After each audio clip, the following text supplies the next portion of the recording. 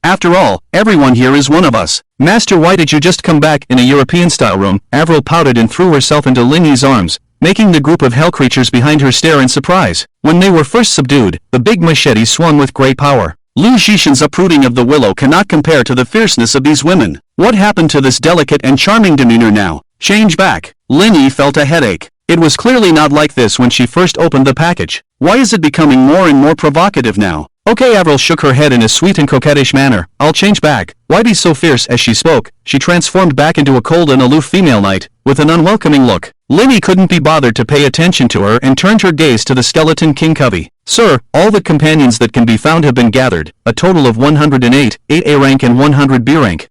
Well done. I don't dare to take credit. Covey bowed and stepped back. Fortunately, there was still someone with a normal mind here, which made Linny feel relieved. These 108 hellfire creatures had different appearances, like fish in the deep sea, all quite unique. Since no one can see them anyway, they can just look however they want. Perhaps with this thought in mind, some of them looked like puddles of mud, some like tall clay pots, and some were simply a pile of irregular stones. In short, each one was explosively ugly. The only one that looked somewhat decent was a withered little sapling, just over half a person tall. Compared to the group of freaks next to it, it was considered quite attractive. These creatures all had one thing in common: they were burning with a faint hellfire. Glancing at the nearby Daha who was rolling around, Linny thought about how it used to be a Siberian husky and only became a majestic three-headed dog after being charged up, so she felt relieved. What if these guys also become handsome after being charged up? Having figured this out, Linny no longer cared about the appearance of these creatures. Everyone, I believe you all understand the current situation. Since you have chosen to join me, from now on, you will have eternal life, endless wealth, and never-ending glory and prosperity. Linny looked around at everyone, her tone calm and firm. It's just making empty promises. Who can't do that? However, there is one thing I hope you all remember. From now on, I will be your Hell Lord, your true king. Your life and death, honor and disgrace, are all in my hands. If anyone dares to betray, they will be killed without mercy. As her words fell, there was a moment of silence. Clap, clap, clap. Avril was the first to applaud, her face flushed with excitement. Seeing that this group of people on the ground was unmoved, she gave them a threatening look.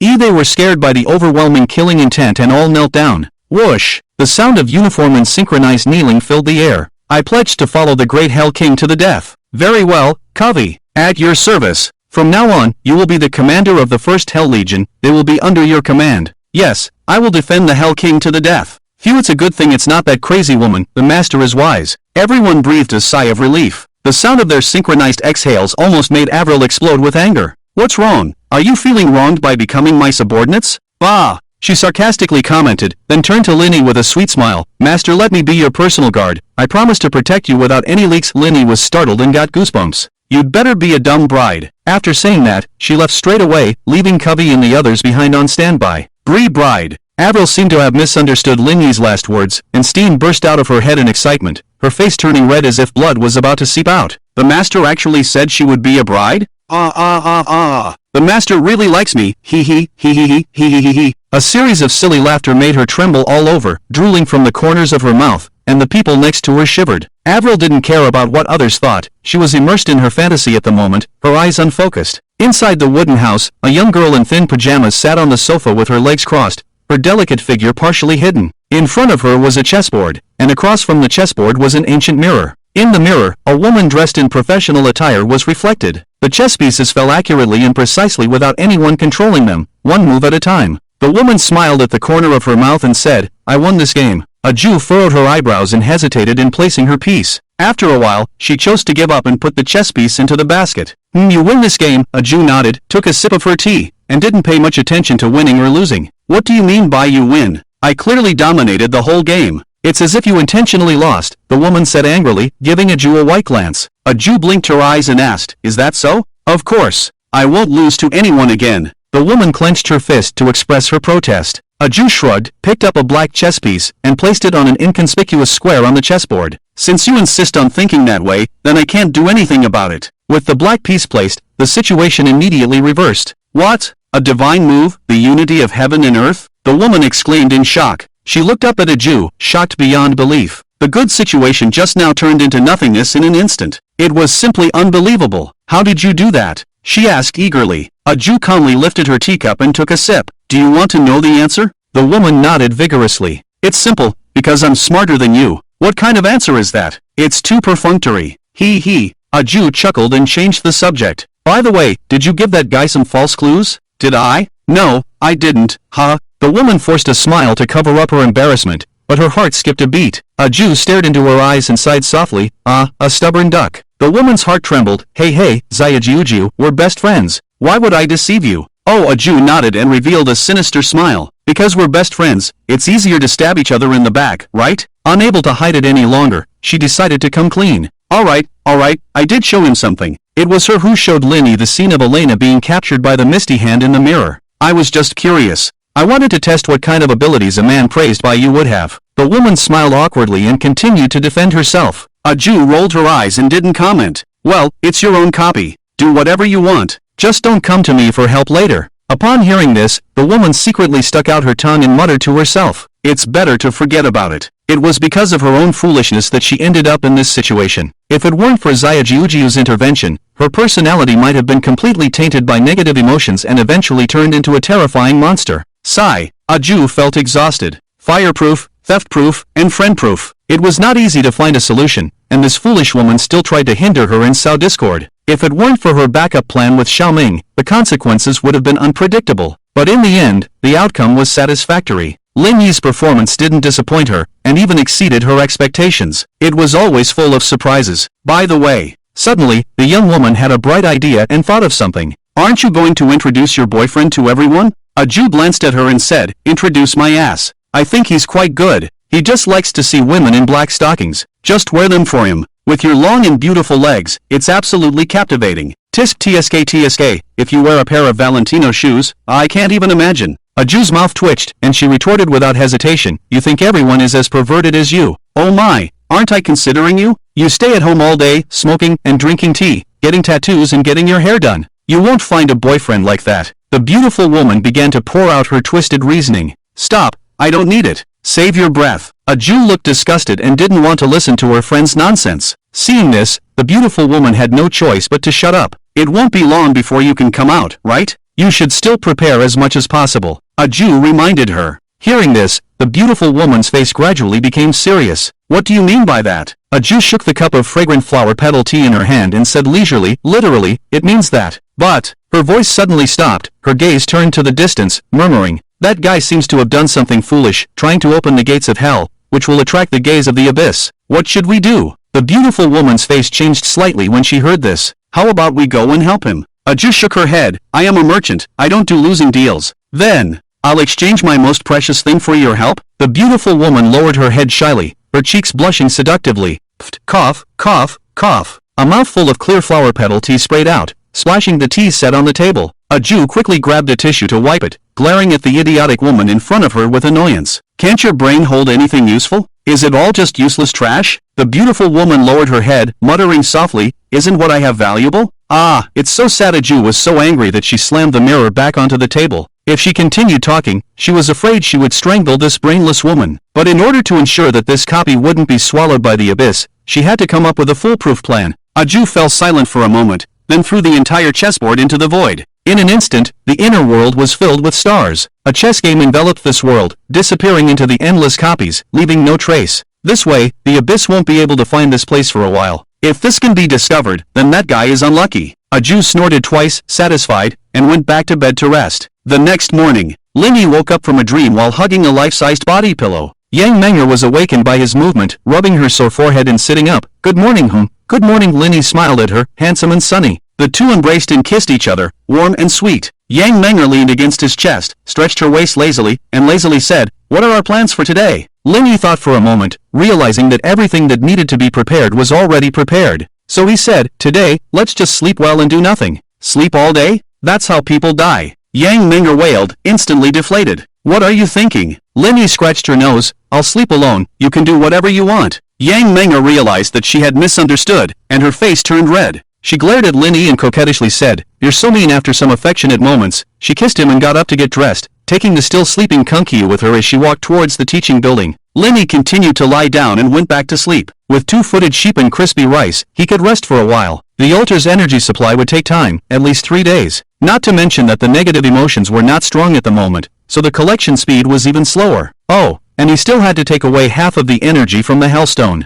Well, it seemed like a distant future. In this way, Lini and Yang Meng'er lived a period of blissful and dreamy time. During this time, he occasionally visited the student's office to comfort his little brothers and observe the progress in the laboratory. He also sent messages to Lily and others to prepare. 20 days passed in the blink of an eye. Buzz dash on this day, a deafening sound echoed through the laboratory. Character, Lini, Level A Level Sorcerer, Sunshine, Magic Power, 424,000, Curses, Magical Tools, Blood Curse Diamond Ring, Paper Doll Clothes, Basidiomycetes Prison Stone, Dung Extractor, Bloodstained Suspenders, etc. Title, The Heavily Indebted Mayor of Linging Town, Affiliated Creatures, Agglomerate, S+, Guaba, S, Covey, A+, Avril, A+, Dawang, Curse Coins, 120,030, Spiritual Beads, several. In the span of 20 days, Lini gained over 100,000 magic power, directly skyrocketing to the peak of A level. It can be said that the money tree of Linging Town began to unleash its true power. At the same time, he also learned some secrets. As the instance gradually took shape, the inner world of the town began to improve. Besides the Blue Star humans who were brought into the instance, there were also many strange races from other worlds. This was good news. It was a bit unethical to always take advantage of one's own people, but it was a different story for outsiders. Going off track. After receiving a message from Guaba, Lini sat up from the bed. Meng'er, I'll leave the teaching building to you. Don't worry, Ling-gu, be careful. After giving the instructions, Lini took out the doorplate 909 and directly entered the inner world. Yang Meng'er also prepared herself and brought the Kuan ball to the classroom. As soon as Lini sounded the horn for counterattack, she would rally the class to rebel. Student Affairs Office. The hellish creatures felt the hellish aura emanating from the altar and their eyes lit up with excitement and bloodlust. Roar, they raised their heads and howled madly. The deafening roar echoed in the Student Affairs Office. Avril mounted Dawang, her cloak fluttering, exuding a heroic aura. If anyone dares to slack off later, I'll give them a taste of hell. Everyone shivered, their hair standing on end. Covey was speechless. Are you the leader or am I the leader? At least give me a few lines. Ahem, let's go.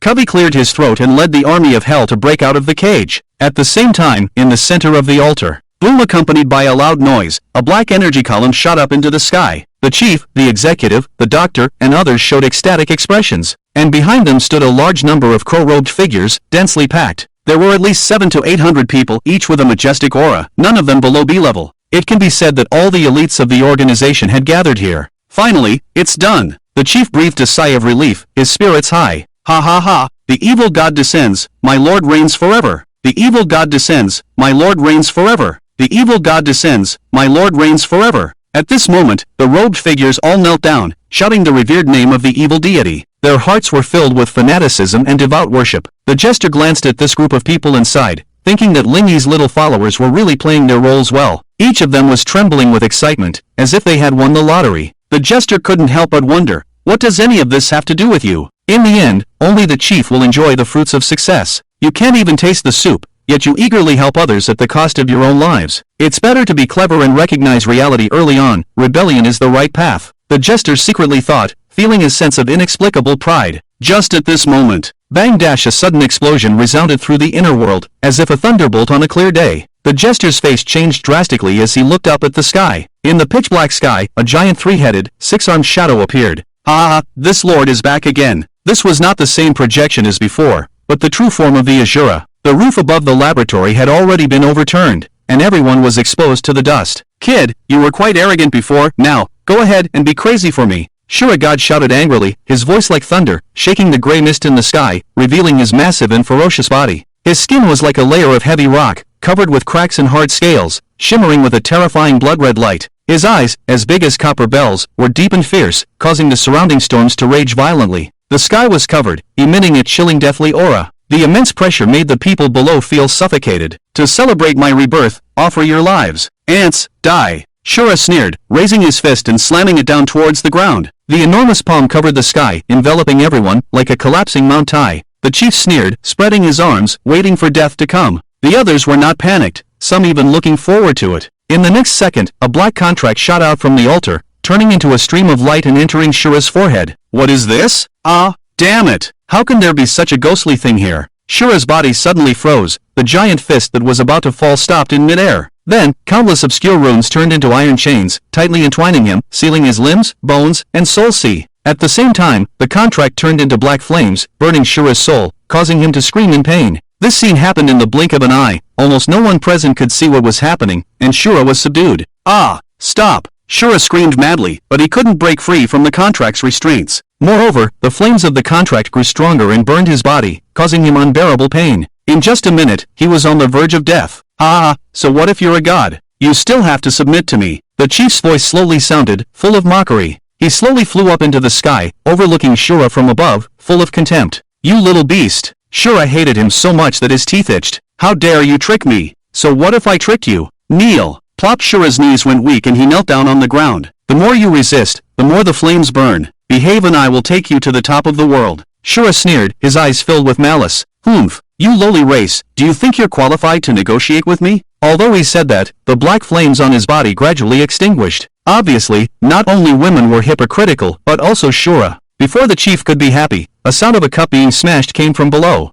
Bang! The jester picked up a coffee cup and smashed it to the ground. Comrades, now is the time. Overthrow the Qing dynasty, kill these damn cultists. Just as everyone was confused, screams suddenly erupted from the crowd. Ah! I trusted you like a brother, and you stabbed me in the back. We promised to be together for a lifetime. Why? Husband, you, put. Over 60 black-robed people betrayed, wielding their knives and attacking their comrades. A horrific melee broke out. What is happening? The executive was dumbfounded, staring incredulously at the old dean. The jester was no longer pretending, revealing his true identity by tearing off his mask. Today, let me lead the way to cleanse the cult. Everyone, attack. As soon as he finished speaking, he took out a huge chainsaw and swung it towards the doctor. The executive was definitely no match for him, but he could still restrain the doctor. The rest was left to Lin Yi. Damn it! Jester, you clown, how dare you betray me? The chief became furious, his angry roar rolling in like a raging wave. But when he thought about how he already had Shura, he suddenly wasn't so angry anymore.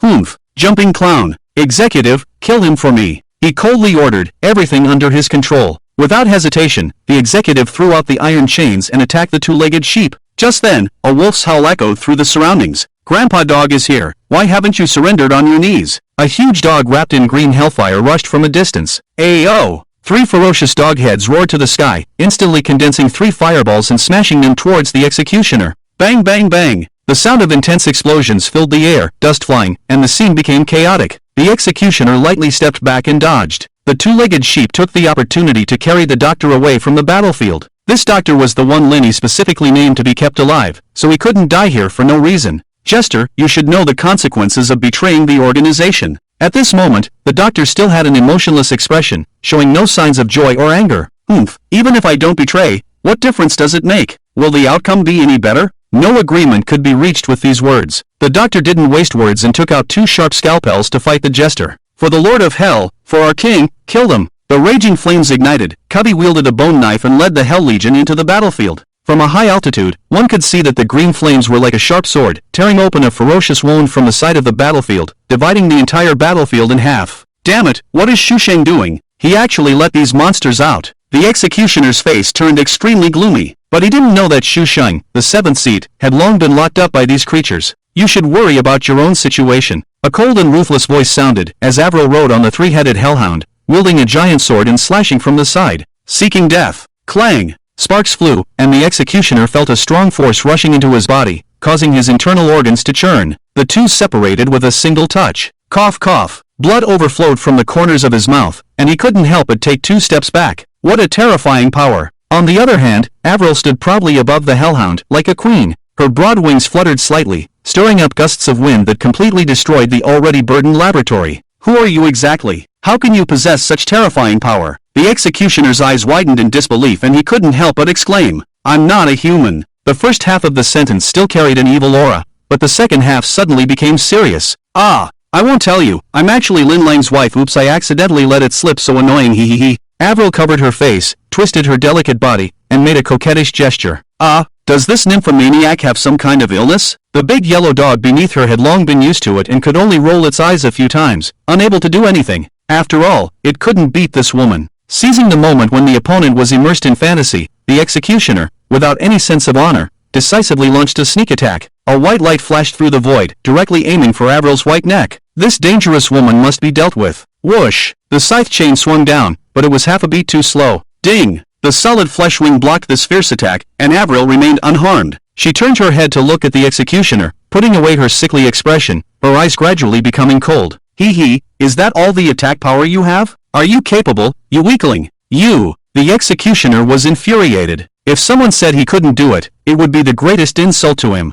And if you added weakling to that, the damage would double. He activated the chain again and blasted towards Avril. Ding ding dang dang. Under Avril's abnormal defense, all the attacks were completely nullified. At the same time, the chief who was observing the battle from the sky was caught off guard by this sudden turn of events. Seeing his chess pieces dying one by one, he finally prepared to take action. Azura God, annihilate these ants for me and let them witness the wrath of the gods. Although the Azura God was extremely unhappy deep down, killing people to vent his anger was something he wouldn't resist. This lord only wants to kill a few people to vent, not because of your orders. Shura God explained arrogantly, then 6 giant hands suddenly opened. A terrifying pressure descended, as if a piece of sky covered everyone around. Roar! The two sides, who were still fiercely fighting, suddenly stopped and trembled on the ground. Avril's beautiful eyes also furrowed at this moment. This terrifying pressure, even though she had strong defenses, was not something that mere A-level peak could resist, but with her husband supporting her, she remained calm. Crack, crack! The 6 large hands closed, crushing most of the hellish creatures on the ground. Then, the 6 thick arms exerted force, grinding the corpses into powder. Ants! Shura God laughed wildly, sweeping away his previous desolation. However, he didn't have long to enjoy his triumph. A blood-colored giant sword pierced straight into his back, giving him a chilling feeling in his heart. Rakshasa ghost sword? Shura God growled unwillingly. Why? How could that woman's weapon be here? Cough, cough. He slowly turned around and looked at the man behind him, wearing magnificent armor. The boundless sea of blood turned into a giant sword that pierced through his chest, continuously spewing blood. Shura God's eyes were filled with disbelief, as if he recognized the person. Emperor Shurtian, it's you! You're not dead? Shura, long time no see. The armor dissipated, revealing Lin Yi's true form, and behind him stood a beautiful woman dressed in immortal robes. Like a phantom in a fantasy world, ethereal and elusive. The blood-colored golden wool floated above her shoulder, emitting a seductive red light that illuminated the surroundings. The whole world paled in comparison, only she shone brightly, overlooking all living beings. Impossible. Shura God widened his eyes, unable to believe it. You were clearly dead. Why did you come back to life? To be honest, even I don't know how I survived. Emperor Shurtian did not deny this point. Who knew how he became a curse mark? It was simply inexplicable. In the distance, a Jew stood on top of a tall building, silently observing the battle. Beside her, there was a faint white shadow. With a hot figure, she was no less than a Jew's 30-60 plus. This kid is hiding quite well. He can even summon the annihilated Rakshasa Lord who has been dead for 1,000 years. This person indeed has some ability. A Jew was also slightly surprised.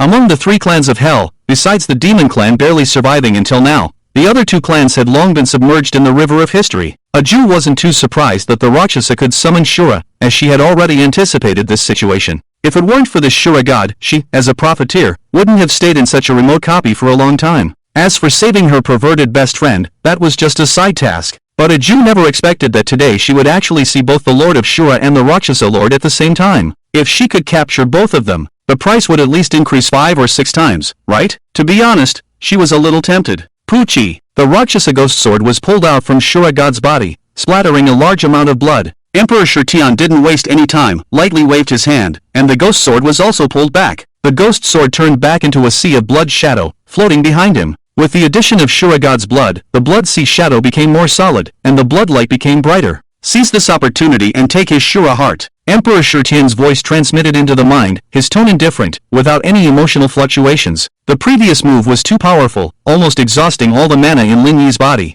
Otherwise, he wouldn't have been able to break through Shura God's physical defense. Therefore, as soon as he finished speaking, Emperor Shurtian fell into a weakened state and turned into a ray of light, returning to Lin Yi's body. Lin Yi didn't waste any time either, and in a flash, she rushed towards the large hole in Shura God's chest. You brat, don't even think about it. The chief finally reacted at this moment and stood in Lin Yi's way. TSK, what a troublesome guy. Lin Yi spat and started to shake him off. Lilith, start working. In an instant, a portal in the void opened in midair. A pair of delicate jade hands reached out from the door and slapped towards the chief. The palm was as white as jade, delicate and slender. However, the owner of this hand was a black-clad girl sitting in a wheelchair. What is this? The chief's heart went cold. Before he could react, he was slapped and thrown to the ground, not knowing if he was alive or dead. The wind of death blows from the netherworld, bringing destruction and rebirth. The ethereal and pleasant voice of a woman resounded through the sky. The voice was full of charm, causing all creatures present to fall into confusion. Following that, a blood moon rose into the sky, casting a bloody radiance upon the earth. Haven't you already taken care of everything? Why did you call me here? After complaining, familiar figures slowly emerged. Su Miao pushed her wheelchair out of the teleportation gate, followed by the fierce-looking white-haired beast-eared girl Gowon, the smiling and charming Aya, as well as Go Nantian, the Duke, and others. Lily skillfully controlled the atmosphere, neither appearing too low-key nor failing to intimidate the audience. Wow, so many people. Gowon's eyes sparkled, and she wore a bright smile as she waved her claws.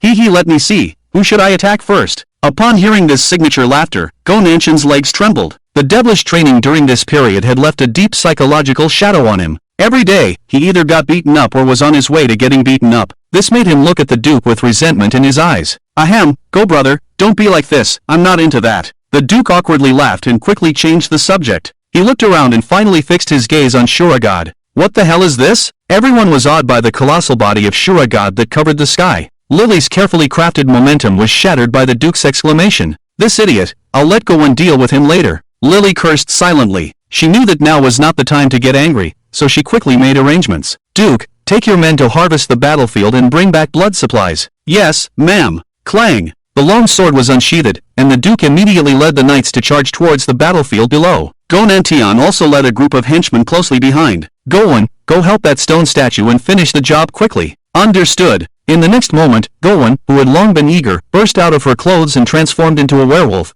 charging towards the executioner. Aya, protect Miao and let her gain experience in peace. Yes, Uncle Chin, you are in charge. Ha, Uncle Chin? Why are you here? Lily looked at Uncle Chin, who was leaning on a cane, slowly walking out step by step, her face filled with confusion. She didn't remember calling this old man, did she? Hee, don't mind the old man, I'm just here to watch the show, you guys do as you please. Uncle Chin chuckled innocently, leaning on his cane and slowly moving away. This old man. Lily sighed helplessly, feeling that it was difficult to communicate with Uncle Chin. Uncle, there are no rules here that allow you to resurrect indefinitely, you know. Su Miao, being quick-witted, hit the nail on the head. Ahem, sorry for the interruption. Hearing this, Uncle Chin silently retreated back to the teleportation array and stood at the entrance. I've been guarding the gate my whole life, so I'll continue to guard it for you, I don't know anything else. Everyone, forget it, let him be. Lily sighed helplessly, floated up from her chair, and landed next to Lin Yi. You didn't mention that there would be an SSS-level guy here. Looking at the constantly coughing but intimidating Shura God,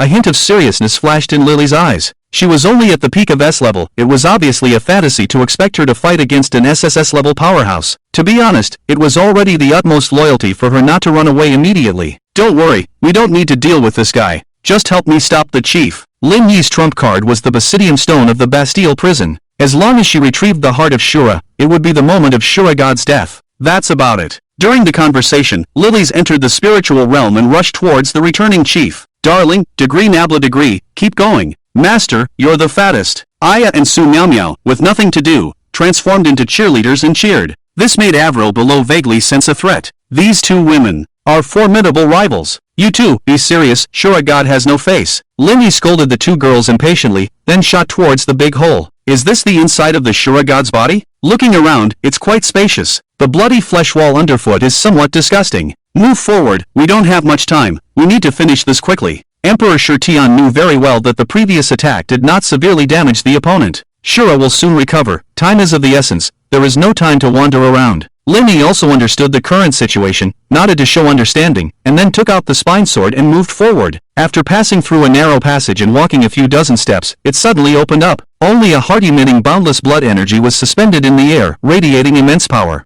The heart was covered with dense meridians, connecting the entire body's extraordinary meridians. This heart is the Shura heart they are looking for. Fairy, what should we do? Should we just cut it down and take it away? Lindy looked at the heart hanging in the air, her eyes burning. As long as she absorbs this heart, Emperor Shurtian's strength will undoubtedly skyrocket. The stronger Emperor Shurtian becomes, the stronger she becomes. No. Emperor Shurtian frowned. The effect of a Shura heart that has lost its vitality will be greatly reduced. Only by grafting it can we ensure its proper effect. Are you suggesting a heart transplant? Transplant? Surgery? Emperor Shurtian didn't understand the meaning of these terms, but from the literal meaning, it should be something like that. Buy me some time, I will refine it, Emperor Shurtian said, then his faint phantom rushed out of Lin Yi's body and directly entered the vibrant beating heart. Boom! Boom! Boom! The strong beating sound became more and more intense, as if it would explode in the next second. Damn bitches, dare to covet this Lord's divine heart. You're dead! Shura God roared in anger, mobilizing the energy in his body and starting to resist violently. His huge body began to shrink at a visible speed. At the same time, the hole that pierced through his chest quickly healed. Once the wound is healed, Lin Yi and the others will be trapped inside him. It's up to you, Guoba. He directly summoned the S-rank Guoba. Ha! Guoba blinked its big green eyes and asked innocently, Master, what do you want me to do? Burst him for me. Linny said indifferently, without any emotional fluctuations. Understood. Oh, in the next moment, Guoba understood, roared towards the sky, raised its hands to the sky and stepped on the ground. Multiplication technique. Boom! In the deafening noise, Guoba's body began to rapidly grow taller. Its arms stretched out like towering mountains, firmly withstanding Shura God's counterattack. Although the progress of Shura God's shrinking was alleviated, it was still slowly advancing. The surrounding flesh walls were contracting, and Guoba also felt the pressure. This was the first time it had been surpassed in strength. Every time it advanced, it would always encounter stronger opponents and get beaten up. Today, it's probably the same. It looked resentfully at its own master. Can't you give me an easy win, Sai? Hold on, I'm leaving. Linny shamelessly abandoned Guoba and prepared to run away. After all, staying here was useless. His magic power was depleted by Emperor Shurtian's attack just now, and he couldn't merge with his armor now. At this moment, he was just a weakling. Why stay and fight? You really? Guoba was angry, but there was nothing it could do about Linny. After all, the other party was its master. Sai's so tired. After drilling out of Shura's body, Linny discovered that the battle outside was nearing its end. Doctor, give up. The outcome is already decided. The actor panted as he held the chainsaw. Although the doctor on the opposite side still had a dead face, there was a layer of sweat on his forehead. It was evident that the battle had taken a toll on him. You know too little about the chief, the doctor sneered, his eyes filled with deep wisdom. The actor chuckled, seemingly disbelieving. Look around you. Do you still have a chance to turn the tables? The doctor shook his head, neither confirming nor denying. Although the members of the evil cult were wiped out by Covey and the Duke. Although the executive was beaten up by Avril and Gowan. Although the chief looked at the lowly princess with a vacant expression, clearly under an illusion. But, so what? He always believed that they still had hope, because the key point of this battle was the evil god. As long as the evil god hadn't fallen, they would win for sure. We are the last to win.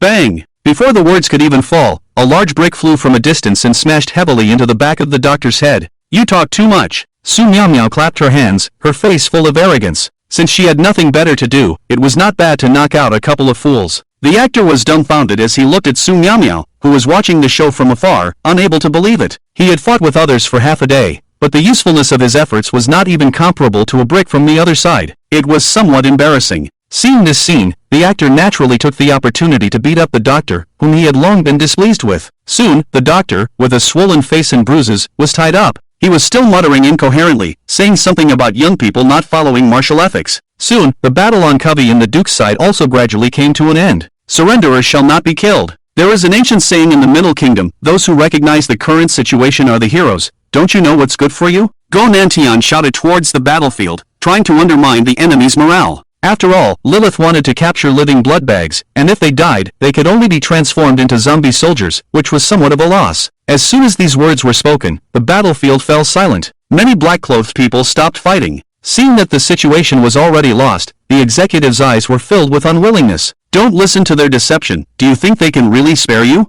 We have the protection of the evil god. They can never win. Kill. For the evil god, for the chief, for Eilina. Don't stop. The executive shouted hysterically, urging everyone to engage in the final desperate fight. Surprisingly, his words did have a certain inspiring effect. Many black-robed people regained their fighting spirit and were ready to fight to the death. But then, they saw their most powerful executive being knocked back by a huge broadsword the size of a door panel. Epsilon, #O /////. Before the executive could even land, the white werewolf appeared behind him in an instant and slapped him back with a claw. De Huang accurately found the landing point of the executive and arrived early with Avril on his back. Bang! Bang! Bang! A badminton international championship began in this way. What's the point of fighting? Let's go home and collect our clothes. Just as everything was about to settle, new developments came from the sky. It's fake. It's all fake. Ha ha ha. With a burst of mad laughter from the chief, his eyes gradually regained clarity, revealing a touch of madness. Lilith just coldly watched him, not making any further moves.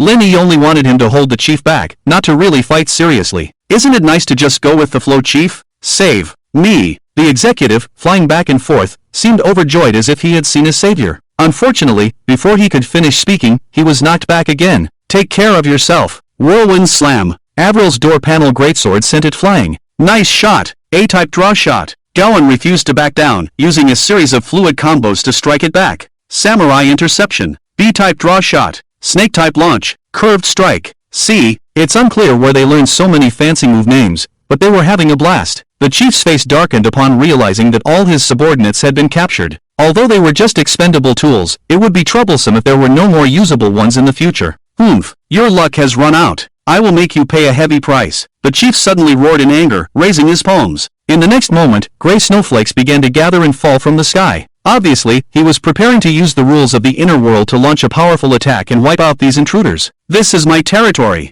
I am the absolute ruler here. Experience the taste of spiritual contamination. Boom! The entire small world trembled violently, as if something was about to awaken. Then, all the energy gathered in the chief's hands suddenly dissipated, turning into specks of starlight absorbed by the altar. The appetite of the Bastille prison stone was insatiable. As long as the altar remained open, it could devour as much energy as the inner world had. How is this possible? The chief was shocked and clearly did not anticipate this situation. Lin Yi made a dazzling entrance at this moment. Oh my, after holding it in for so long, you only managed to let out a fart. Tisk tsk, wearing a black robe and a mask, what's the use? Following such a big brother. Oh shit, how embarrassing. As soon as these words were spoken, the people below covered their faces in shame, unable to face anyone. The chief's face turned red, but luckily he was wearing a hood and no one could see it. It was you who did this. He stared fiercely at Lin Yi, his eyes filled with boundless hatred. But the angrier he became, the calmer he grew. He quickly understood why the rules of the inner world had disappeared. The actor disguised as the dean had obviously tampered with the altar. As long as the energy supply line to the altar was cut off, he would ultimately be the winner. Ha. Did you really think I trusted these people? Other than myself, I don't trust anyone. The chief was an extremely suspicious person. Not to mention ordinary members of the organization, he had never trusted even the 7 seats. Otherwise, there would be no need for so many means to control this group of people. He took out a tablet that looked like an iPad and tapped on it lightly. In the next moment, the altar, exposed to the open air, immediately lost power. The negative energy in the surrounding air became abundant once again. This is my secret weapon. Once I activate it, I can cut off all the power in the inner world. Your plan has failed. Ha. The chief laughed maniacally, as if victory was within his grasp. Lin Yi was speechless. Isn't it just a remote-controlled smart home device? It's like using Xiaomi's smart assistant. What's so impressive about it? The chief wasn't angry at his mockery, but rather looked arrogant. So what? Now, I have endless energy support. What do you have to fight against me? Lily poked Lin Yi's arm and whispered, is this your plan? Don't mess up. Being defeated by a smart home assistant is embarrassing. Lin Yi twitched his mouth and ignored her. This little girl actually doubted his abilities. He was a man who could see 100 steps ahead. Let's just say, everything is under control. In the next moment, Lin Yi put on overalls and took out a guitar that he had prepared long ago. I'll be right back. Everyone, huh? Everyone was a bit confused. They didn't understand what Lin Yi was planning to do. Was he going to hold a concert on the spot? The effect was activated, and he immediately appeared at the entrance of class 3-2. The crow people in the class had long been controlled by Guoba and were on his side. Everyone, I'm back. The students were surprised, but more than that, they were hopeful. The teacher who had sacrificed everything for them had returned. Class leader, gather everyone on the playground. Understood, Teacher Lin. With the help of Yang Menger, all the students in the entire teaching building gathered on the playground. At first, they hesitated, but Yang Menger ignored the rules and spoke directly. This time, they couldn't help but believe. The entire teaching building echoed with Yang Menger's shouts. Lin Yi was not idle either. He carried the sound system from the broadcasting room and appeared on the high platform of the playground. Hey, can you hear me? The people below saw that it was Teacher Lin and instantly became extremely excited. They wanted to shout, but their words were suppressed by an invisible force in their throats. Helplessly, they could only watch the man on the stage shining brightly. Close your eyes and feel the emotions deep in your heart. Listen carefully to the call from Rep, the shout from the depths of your soul, the roar from your blood. Ding dong ding dong. The passionate electronic music started playing, and the song My Sky suddenly resounded from the speakers. Goodbye my love, I want to say goodbye. Goodbye to my past, I want a new life. Goodbye to my tears, falls and failures. Goodbye to the reckless days of youth. Inside the world, the rules were gradually being restored. The enforcer finally stood up. You, all go to hell. He took out his enforcement manual and prepared to write down the names of the 2 people after biting his finger. Then he suddenly became dumbfounded. He seemed to not recognize the 2 of them. May I ask for the names of the 2 ladies? Gwen and Avril glanced at each other, and the battle continued. Broadswords, sharp claws, once again greeted the enforcer. But this time, the enforcer had developed resistance. The swirling chain sight was impenetrable, and he barely fought Gwen and Avril to a draw.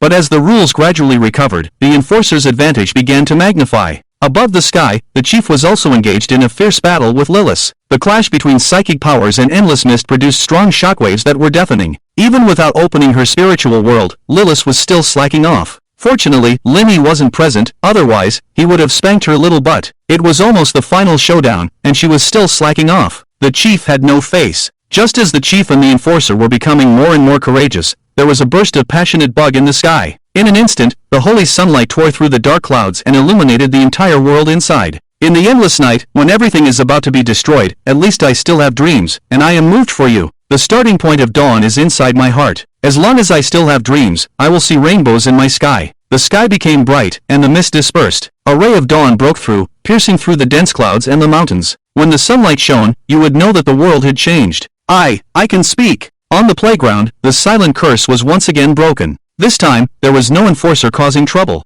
Stars and flames gradually lit up, igniting an unextinguishable hope. In the clear and beautiful eyes, there was full of passion and anticipation. Colorful smoke rose from everyone, awakening the dormant Kuan ball. These represented hope, perseverance, effort, struggle, and all positive energy. They all gathered towards the keychain in Yang Menger's hand. Master, how much longer? I can't hold on anymore. Guoba's exhausted voice came from the mind. It was almost out of strength. Just at this moment, the Kuan ball woke up just in time. Let's go! Without delay, Linny grabbed Yang Menger's hand and returned to the inside world. At this moment, the inside world, which had lost its source of energy, finally returned to its original state. Pure white snowflakes fluttered in the sky, and the air was fresh and pleasant. Although the sky is not clear, there is a faint warm sunshine. A large, irregular campus appeared in front of everyone. At this moment, Linny suddenly brought back a strange woman, and all eyes were cast on her. She was beautiful, with delicate features and a youthful face, reminiscent of the feeling of first love. However, Linny suddenly felt a chill behind her.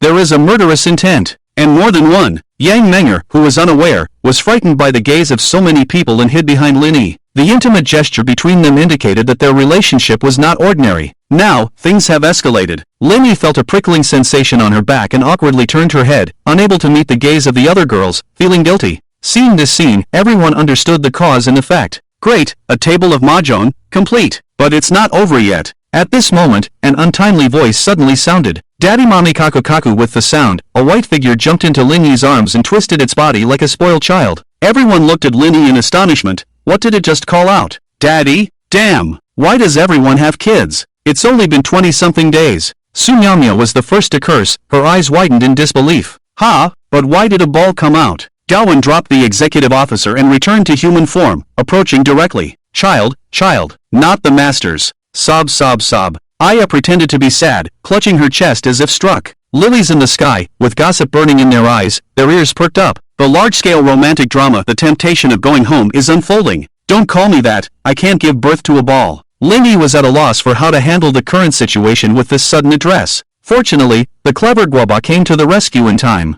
Big brothers and sisters, I really can't hold on anymore. Please, can you deal with this guy first? His voice came from within the Azura god. The towering Azura god had shrunk to a height of 30 to 40 meters. The wound on his chest was also about to heal. The situation was critical. Damn it! Without me, Guoba, this family will eventually fall apart. Seeing this, everyone stopped joking and became serious. I'll explain this later. Aya, take care of Menger. With that, he prepared to pick up Kunkyo and go trouble the Azura god. Sob Menger? Such an intimate nickname. If I had known my little sister was here, I wouldn't have come. Suffering from annoyance, Linny stumbled under Aya's Lin-style yin and yang studies. Why did he have to learn that Lindayu's strange yin and yang temperament? But he had no choice, he could only rely on Aya now. He couldn't let the main wife take care of Xiaowu, that wouldn't be right. He glared at Aya with annoyance and then flew up into the sky, heading straight for the Azura god. As for Yang Menger, she stood there feeling lost. Besides Linny, she didn't know anyone here. She initially thought that she and Linny were just a passing fling, but after the 10 lifetimes dream and more than 20 days of being together, a voice deep inside her told her that she couldn't give up on her husband. But when she thought about her current situation, she couldn't help but feel a bit sad.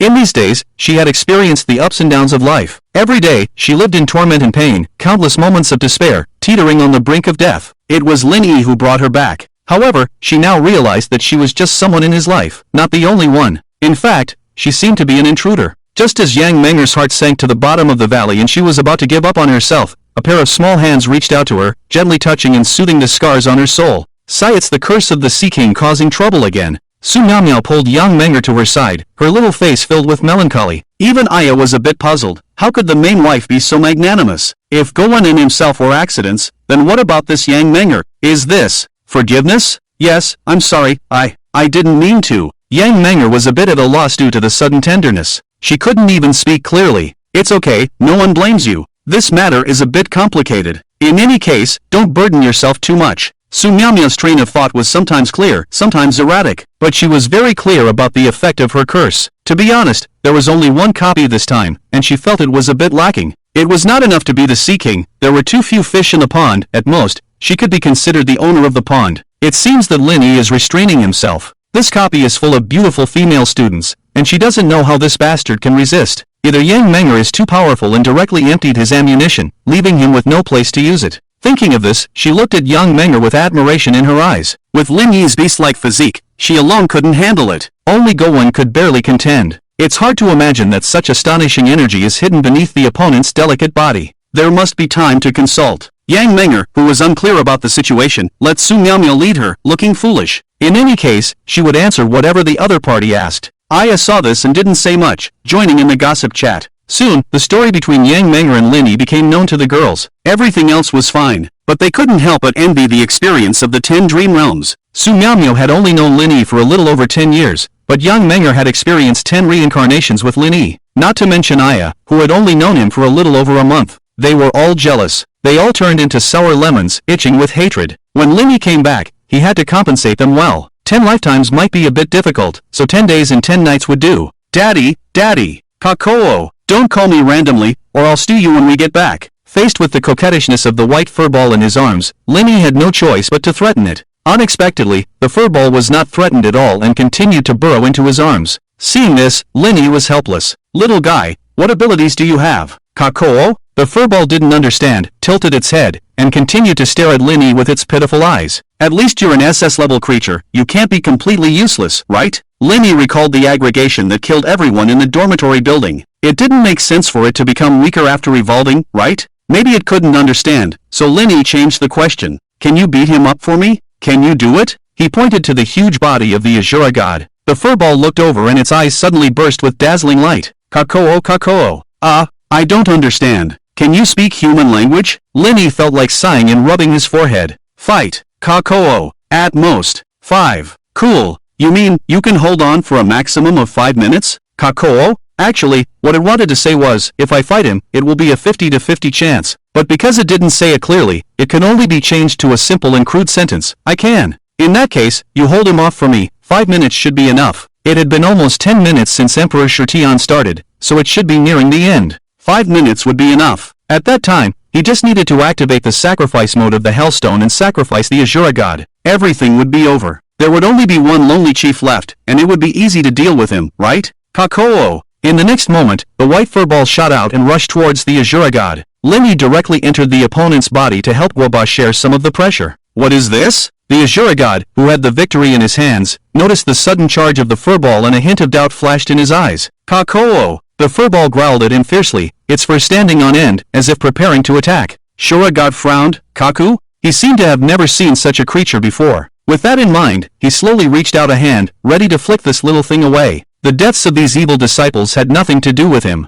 Or rather, he wished that the chief would die on the battlefield. That way, he would be free. So he watched the show the whole time, at most resisting the Emperor Shurtian inside him. Even the Emperor Shurtian was not a threat to him. Soon, his injuries would heal. He would trap the soul and the bear inside his own body. If he could refine and absorb the remnants of Emperor Shurtian's soul, he might even be able to reach a higher level. But this little fly dared to shout at him, not putting him in his eyes at all. Since that's the case, die! Shura god grinned and flicked his middle finger. Bang! With a muffled sound, the small white furball burst instantly. Ha! Shura god was slightly stunned. He had indeed used all his strength to kill it, but the opponent's aura still existed. What's going on? A sense of crisis suddenly rose in his heart. Then, he saw the exploding white fur reassemble in the sky. Kaku! A roar came from the pile of broken hair. Immediately, the Kuan ball reassembled, growing dozens of times in size, the size of a truck. Its eyes were crimson, emitting a bloodthirsty gleam. Obviously, it was angry. Kua! A sharp and piercing scream tore through the sky.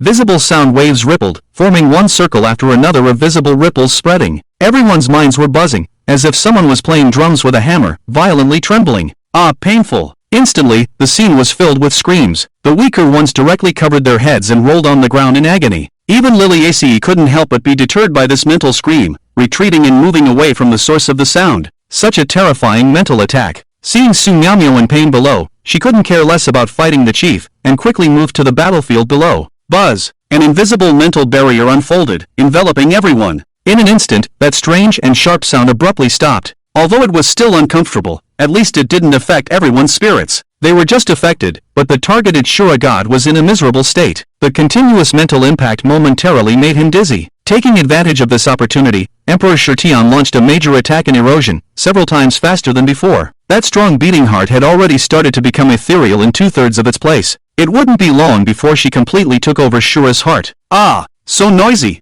Shura god covered his head with both hands, his face extremely ferocious. He roared in anger, and his other 4 arms carried boundless power, slapping towards the Kuan ball. This guy was crazy, actually choosing to confront head-on. The excitement in the Kuan ball's eyes grew, not retreating but advancing, colliding head-on. Kaku! Under the astonished gazes of everyone, the Kuan ball's body turned into nothingness and passed directly through Shura god's palm, and it directly collided with one of the 3 heads of the opponent. Ku-ah! Another mental scream. But this time, the sound waves no longer spread, but directly bombarded Shura god's head. The destructive power was devastating. One of the 3 heads instantly exploded, blood mixed with brain matter splattering all over the ground. Poochie! Shura god spat out a mouthful of blood mist. His momentum suddenly plummeted, obviously injured. Kaku Kaku! Now, no one dared to underestimate this fierce little furball. Ah! You've angered me! You little beast, die! Shura god howled to the sky, and an infinite darkness emerged from his body, enveloping every inch of his skin, turning him into a black-armored Shura. His body also grew taller, surpassing 100 meters in the blink of an eye. That overwhelming aura, like a scorching sun, emitted immeasurable divine might, as if it could burn everything. Luo Tian, the great demon! Shura god roared, and a huge black sun appeared behind him. Slowly rotating, it exuded an unmatched demonic power, as if it could shatter the sky and destroy the earth. The black flames of destruction ignited the sky, turning into a sea of fire and descending from the heavens. It seemed determined to annihilate this group of ants. Everyone, evacuate immediately. Lilies realized the danger. When gods fight, mortals suffer. The existence of SSS level is too terrifying. It's difficult for her to protect herself, let alone Aya and the others. Everyone, follow me. I know a place where we can take shelter. Cubby also reacted and called out to everyone, rushing towards the student area. The space there is complex and the black flames cannot reach it. Seeing this, Avril also picked up the half-dead executive who had been beaten and quickly retreated from the battlefield while riding on a big yellow. Her defense is strong, but in the face of an SSS-level existence, it is still paper-thin and meaningless. If they don't leave now, when will they? Hellfire is the most life-loving race, and they won't stay behind to die. Seeing this, Lilies immediately let the Duke and the others follow, while she stayed behind to buy time. The blood moon hung in the sky, shining with the black sun. The black flames twisted the burning clouds in the sky, as if enduring great pain. Kaku? It seems like trouble has occurred. Ha ha ha. See, this is the power of the evil god. So what if there are many people? They all have to die for me. The chief was suppressed from beginning to end, and now, he finally had a chance to rise up with the Shura god. Lilies looked serious, and a hint of panic flashed in her calm eyes. Why hasn't this guy finished yet? If this continues, it will be a loss rather than a gain. Buzz, during the time she was pondering, Kunkiu was not idle either. Seeing that the black sun was about to crash down, it began to emit strange and eerie sounds. Emotion is its power, as well as its means of attack. Crack at and asterisk. At cough, asterisk hashtag. And at goo. In the next moment, the enraged Shura gradually calmed down. His movements paused, frozen in place. Life is nothing but suffering, and all that joy is just finding pleasure in suffering. So, what's the point of being alive? Suddenly, the Shura god became emo. His face was filled with confusion and sadness, as if he had lost something precious. Maybe he listened to too much music on NetEase Cloud. He muttered to himself, his expression dim. But soon, he became indifferent, as if nothing around him mattered anymore. It doesn't matter, anyway, being enslaved, in the end, benefits others. Saying that, he withdrew the black sun, and the black armor on his body dissipated. It doesn't matter, anyway, in the future, I will be helpless. What's the use of this divine heart? Saying that, he gave up resisting the erosion of Emperor Shurtian, allowing his heart to be taken away. It doesn't matter, anyway, I will still get hurt in the future. What's the point of healing these wounds? It's pointless. Saying that, his 6 arms drooped down, and he lay on the ground, entering a state of being lazy. He put on his headphones and opened NetEase Cloud. Ah, you play the pipa and pluck the strings. I sit in front of the theater stage. How can I deliver my love words to your heart? White hair listens to the end of the play for 100 years. The sudden emo state caught everyone off guard. Is this even possible? Lilies considered herself a strong mental attacker, but she never expected that the killing power after making someone emo would be so terrifying. Learns something new. Thanks to Kunkia's divine assistance, Oba, who was about to collapse, suddenly felt relieved. Emperor Shirtian also took advantage of the situation to pursue. Seizing the opportunity, he took down the Shura's heart in one fell swoop. Thump! Thump! Thump! The strong and powerful heartbeat sounded. With each beat, Emperor Shirtian's body gradually solidified. The tendons and veins that connected the heart to the surrounding flesh walls had all been severed. Instead, they connected to Emperor Shirtian's body. Blood vessels spread from the heart to the surroundings, astonishing Lin Yi. Well, why does it feel the same whether I'm wearing clothes or not? The places that should be hidden are all exposed, while the ones that shouldn't be exposed are fully covered. Soon, a perfectly alive and vivid body appeared before my eyes. The delicate and smooth skin was as soft as a baby's, and the slender waist was elastic and thin. The chest was full and plump, with proud snowpeaks standing tall like jade. The long and straight legs were round and firm, boasting an excellent leg proportion. Coupled with the high and cold temperament of the Emperor Shirtian, she was truly a top-notch beauty. There is no man who wouldn't want to conquer such a woman. Lin Yi approached and couldn't help but pinch her cheek. It turned out to be real. What about when they merge? It seemed like she sensed someone bothering her, and she furrowed her delicate eyebrows, reaching out to grab someone's paw and pulling it. Lin Yi was caught off guard and instantly fell into her arms. Waba can testify, the other person moved first. It wasn't him being proactive. Ha! Waba? Lin Yi turned around, and goodness, there was no trace of it. This kid actually realized that something was wrong early on and slipped away. Damn it, they're both S-rank. Why is he still so timid? He looked up and saw two clusters of dazzling white that stung his eyes, so he quickly closed them, but couldn't help but secretly open them to observe. Still looking? Emperor Shirtian had already woken up, her eyebrows raised, and her eyes stared at Lin Yi with frost. Find me some clothes. As she spoke, her pretty face blushed slightly, but she pretended to be calm, appearing extremely dignified. Oh, right away. Lin Yi reluctantly withdrew his gaze and quickly found a set of clothes. What is this black transparent clothing? Balenciaga. And these shoes? Valentino. Such strange names. Although she found it strange, Emperor Shirtian didn't have much dislike. She also thought that this outfit looked good. Black stockings paired with a black chiffon skirt, simple and capable yet revealing a charming charm. Lin Yi had the feeling that a heavenly fairy had been pulled down from her pedestal and fallen into a seductive demon. The previous Emperor Shirtian used to be ethereal and didn't care about worldly matters, but now she seemed down to earth. Indeed, men have two major hobbies, pulling innocent girls into the water and persuading fallen women to reform.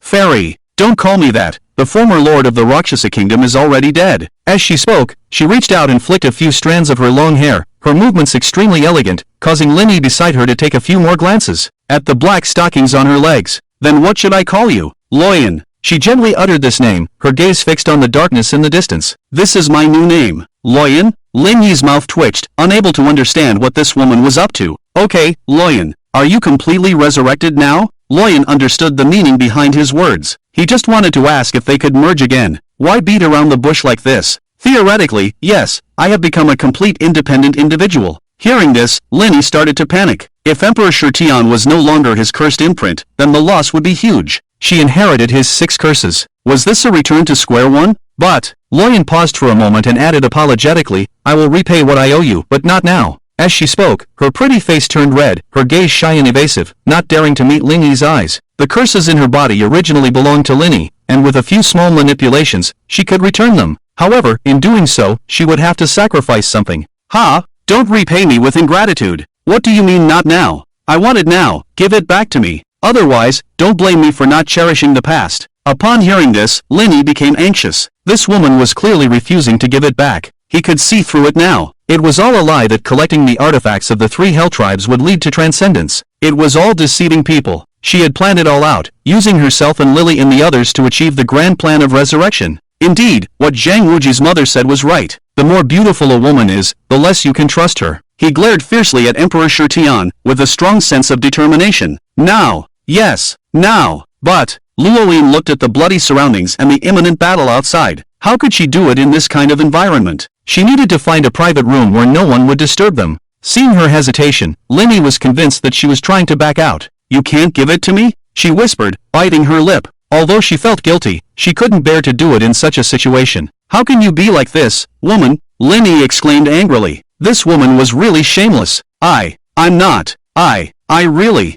Luoyin stammered, but she quickly remembered a joke she had heard while chatting with Lilith. When you try to calm someone down and don't know how, don't hesitate, just shut their mouth. Yes, shut their mouth. Without thinking, she hugged Lin Yi and covered his mouth. Lin Yi felt a sweet fragrance enter his nostrils, followed by a cool sensation. His mind exploded. Damn it! I've been violated. No, it should be called a forced kiss. An electric current surged through his body, making him unable to resist. Linny felt his mind go blank and his body go weak. He tried to speak, but the more he struggled, the more intense Luo Ying became. They only separated when he tasted a hint of blood in his mouth. Damn, she even bit me? This woman was too fierce. Perhaps it was her first time trying, so she was clumsy. She had caused such a misunderstanding. Luo Ying licked her lips and felt a bit embarrassed. Are you calm now? She asked softly. Can you let go of me first? Linny was struggling to breathe under her pressure, but he had indeed calmed down. He could continue searching for curses. Worst case scenario, he could let Gowan bite him a couple more times. It would just take a bit more time. Sorry. Luo Ying hurriedly released her grip. She had been too excited and didn't control her strength. Anyway, I will return it to you, but not now. Luo Ying regained her proud and noble demeanor, as if the previous scene had been an illusion. Linny nodded in understanding. He didn't like curses, he just didn't feel like collecting them. Luo Ying tidied her messy hair, grabbed Linny, and flew away. You focus on opening the Hellstone, leave the rest to me. She sent him back to the altar and headed towards the chief. Now that Shura's heart had been obtained, Shura God no longer had any purpose. He looked at the Baidian prison stone lying quietly in the center of the altar and dripped a drop of his own blood onto it. Soon, green hellfire rose from the black stone. At the same time, in the void, that feeling of being observed by something from the abyss resurfaced in his mind. He knew it was the gaze from the abyss. But this time, the gaze came and went quickly. In a place he didn't know, a chessboard covered in stars enveloped the area. The gaze was just a casual glance, and then it disappeared. Xiaojiu, you said you wouldn't intervene, but you're such a hypocrite. A white phantom in the distance couldn't help but tease. This earned her a glare from a Jew. If you don't speak, no one will think you're mute. Oh dear, why are you still angry? I was just joking, the white phantom chuckled. By the way, that kid seems to be planning to sacrifice Shura to unlock the seal of the Hellstone. Aren't you afraid of coming back empty-handed? A Jew glanced at her sideways. It doesn't matter, I will intervene. Okay, go ahead, I don't care, I'm going to retrieve my true body. I don't know if it will deflate after being left for so long. Ah Jiu was truly speechless. What kind of nonsense is she talking about? She doesn't know how this woman became the 10th Lord. She's both weak and loves to act. If it weren't for her coincidentally coming to her for tea and saving her life in time, this 10th Lord would likely be the first traveler to die in the instance. That would be embarrassing. Fortunately, everything went smoothly, without any spiritual pollution. Her spiritual body can safely enter the core of the instance and retrieve her physical body. Strictly speaking, Linny can also be considered half of her savior. Watching Little Ten hum a tune and happily leave, Jio sighed. Hopefully, this woman won't play any sleeping with someone tricks. If she gets played by a scumbag, she will definitely be annoyed by the other party. Sure God, wake up. The situation has reversed, and the chief is also anxious. Seeing the one-sided situation, he immediately activates the contract, wanting to forcibly awaken the Shura God. He couldn't even defeat Lilith, let alone now with another woman in a black dress. Fortunately, the contract that Mr. Jiu gave him is reliable. Under intense pain and stimulation, the emo Shura God finally recovers. However, his power has severely declined since his Shura heart was taken away. Damn you, Emperor Shurtian, how dare you take away our clan's treasure? The Shura God's eyes were filled with anger. Kaku. However, before the anger could rise, it was instantly absorbed by Kunkyu. The crimson smoke entered its mouth, and Kunkyu let out a satisfied moan. This is why it was able to speak on equal terms with the other party before. As long as it is a creature with attached emotions, Kunkyu can continuously absorb emotions from the opponent and convert them into its own energy. But if it encounters a creature without emotions, this move will be useless. Fortunately, although the Shura God is powerful, his mind is not good, and he doesn't know how to suppress his emotions. This makes Kunkyu feel right at home. The current Shura God can be said to have no temper at all. If he had any, it has all been absorbed. Useless waste. The chief is furious. Even he can see the opponent's weakness. This Shura God is simply too stupid.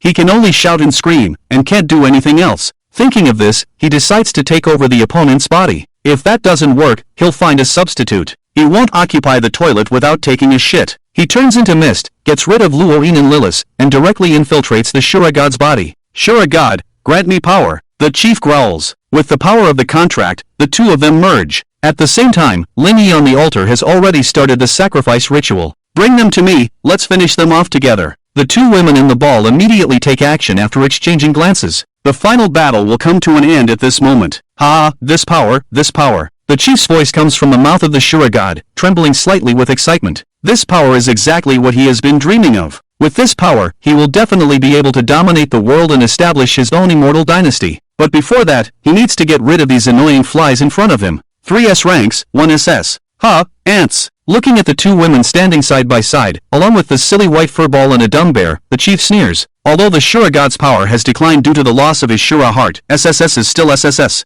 He is not a brainless Shura god. He clearly possesses such terrifying power, but he always lets others lead him by the nose. Leaving aside other matters, this guy insists on having such a large body. Isn't he just giving the enemy an opportunity? This kind of body size is useless except for showing off. So, the first thing the chief did after laughing was to shrink his body and heal his injuries. In the next moment, without the restraint of Guoba and Kunkyu, the originally towering giants suddenly shrank to the size of an ordinary person. The smashed head and the hole in the chest also quickly repaired at a visible speed. With the shrinking of the body, the power condensed, and the body became more compact. The four people on the opposite side gathered together. Kunkyu, who was riding on Guoba's head, asked first, "What should we do next, Your Excellency Emperor Shurtian? Do you have a way to capture this guy?" Lilies also spoke up. She had the longest life and the broadest knowledge here, so they could only ask her. "Miss Lilies, you can call me Luoween from now on." "Okay, Miss Luoween." Luoween chuckled. "I have a plan. How should we cooperate?" Guoba quickly asked. "Without the Shura heart, his heart is his weak point."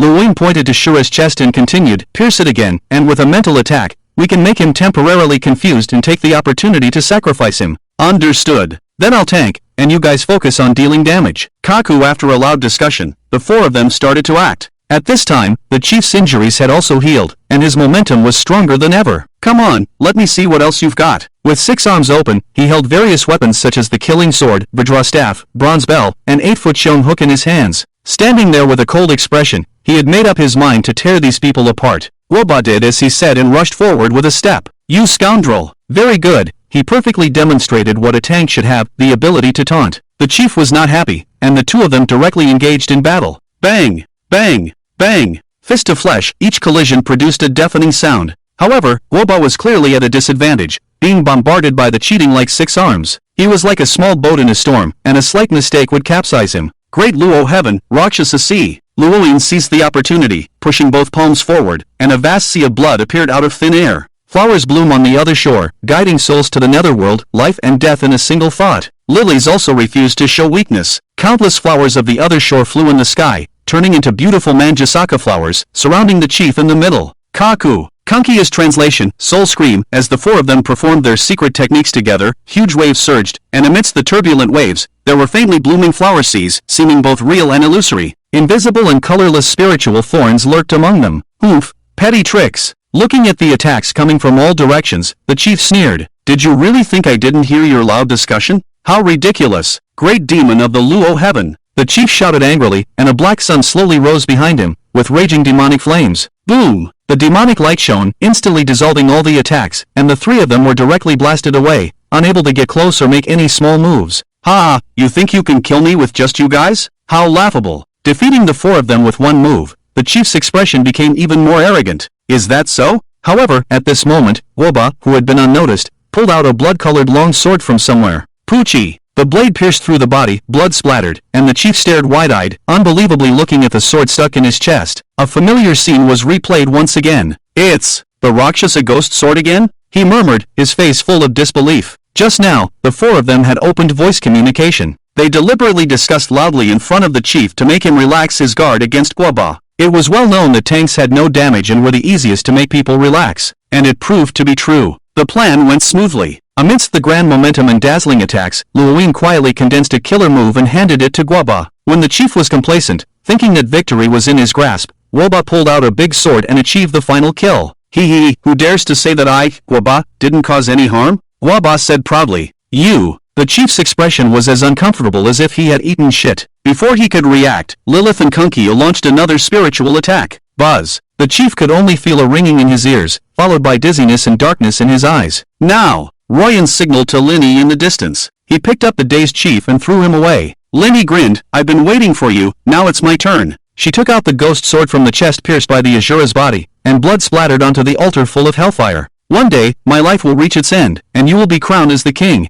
Welcome your new king, let it begin." Gate of Hell. As soon as the words fell, the altar began to shake violently. The complex spells engraved on the hellstone started to flicker. Suddenly, a pitch-black and deep crack opened in the air above the altar, and endless hellfire surged out of it. Ah! A miserable scream. The chief's body was instantly ignited by the hellfire. The curse that the Burning Legion Sargeras had placed on the Hellstone years ago began to take effect. Lenny didn't dare to gamble with her own life to withstand such backlash. It was safer to use the lives of the Azura god and the chief, as they were worthless anyway. A Jew, who was watching from a distance, frowned when she saw her spoils about to be sacrificed. No one could stop her from making money, not even Lenny, whom she had high hopes for. So, she activated her backup plan. Through a contract, the Azura god on the altar disappeared into thin air. The chief was forced to log out and was left alone on the altar.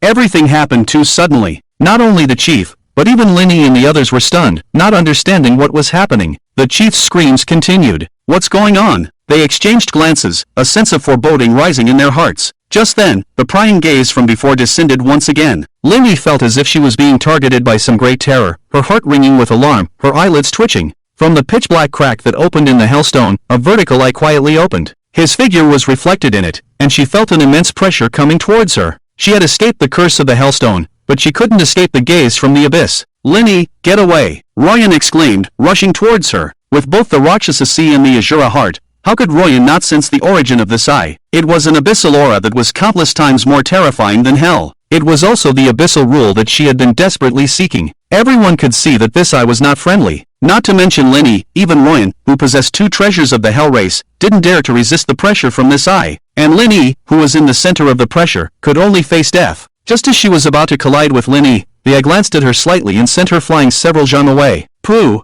Royan spat out a mouthful of blood, her face pale as paper. What? Everyone was dumbfounded, unable to believe that just a glance could inflict such heavy injuries on Royan. It was simply unbelievable. Go, run! Royan weakly shouted. Without giving the others a chance, the eye in the crack suddenly widened and shot out a pitch-black beam of light directly towards Lenny. No! Royan's heart-wrenching scream echoed throughout the scene. Father! Lenny! The sudden turn of events caught everyone off guard. Even a Jew hadn't expected the abyss to be so persistent. It had taken advantage of the opening created by the Hellstone. On the other hand, Lenny, upon seeing the beam of light shot by the eye, was not surprised but delighted. He was too familiar with this scene. The snake god had done the same thing back then. Lenny opened his arms and calmly faced death. Buzz! The beam of light struck him, causing a burst of smoke and dust. The world fell silent, the scene froze, and time seemed to slow down countless times. Ding! Under the gaze of the abyss, cursed with the code, nurturing, immune to killing by abyssal creatures, possessing the characteristics of immortality, invincibility, erosion, corrosion, regeneration, and assimilation, explanation, the abyss erodes the world, and the world's consciousness is enhanced by abyssal energy, resulting in irreversible distortions. Note, you are the seed of the abyss,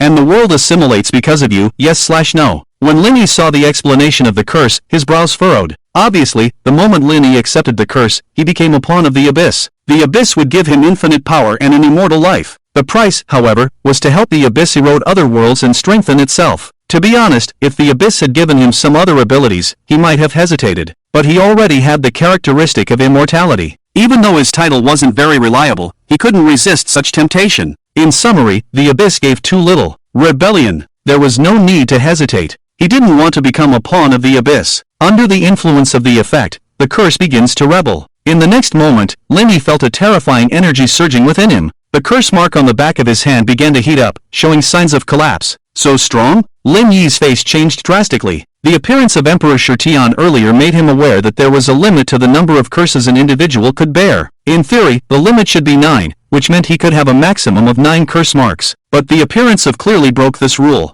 He now only had 4 curse marks left. The disappearance of the curse freed up 5 positions, but from the current situation, even if 5 positions were available, his body couldn't support the power of new curses. Crack! The curse couldn't bear it and was torn apart directly, and remained stable like Mount Tai, but the situation was not good. Fortunately, Luoying took away the curse, otherwise the situation would be even worse. Linny was worried about this situation, so he didn't randomly touch the curses. Otherwise, as long as he was willing, he could easily find a group of sorcerers in the real world and have them curse him. At the same time, Woba's body began to flicker, as if it could disappear at any moment. No way? Am I going to end here? Woba could sense his owner's state and felt bitter in his heart. Just when he finally had a moment in the spotlight, this was the result. It wasn't Lin Yi's fault either. He couldn't predict this kind of force majeure, but soon, Woba felt relieved. He was originally a summoned creature, destined to dissipate sooner or later. It's just a pity that he couldn't continue to accompany his owner. He still wanted to see his little master get married and have children, to grow and flourish. When he had children, he would turn into a teddy bear doll again, just like before, silently accompanying his little master as they grew up. It seemed that there was no chance now. Guoba looked up at the sky, his eyes turning red, and a thin figure appeared in his mind.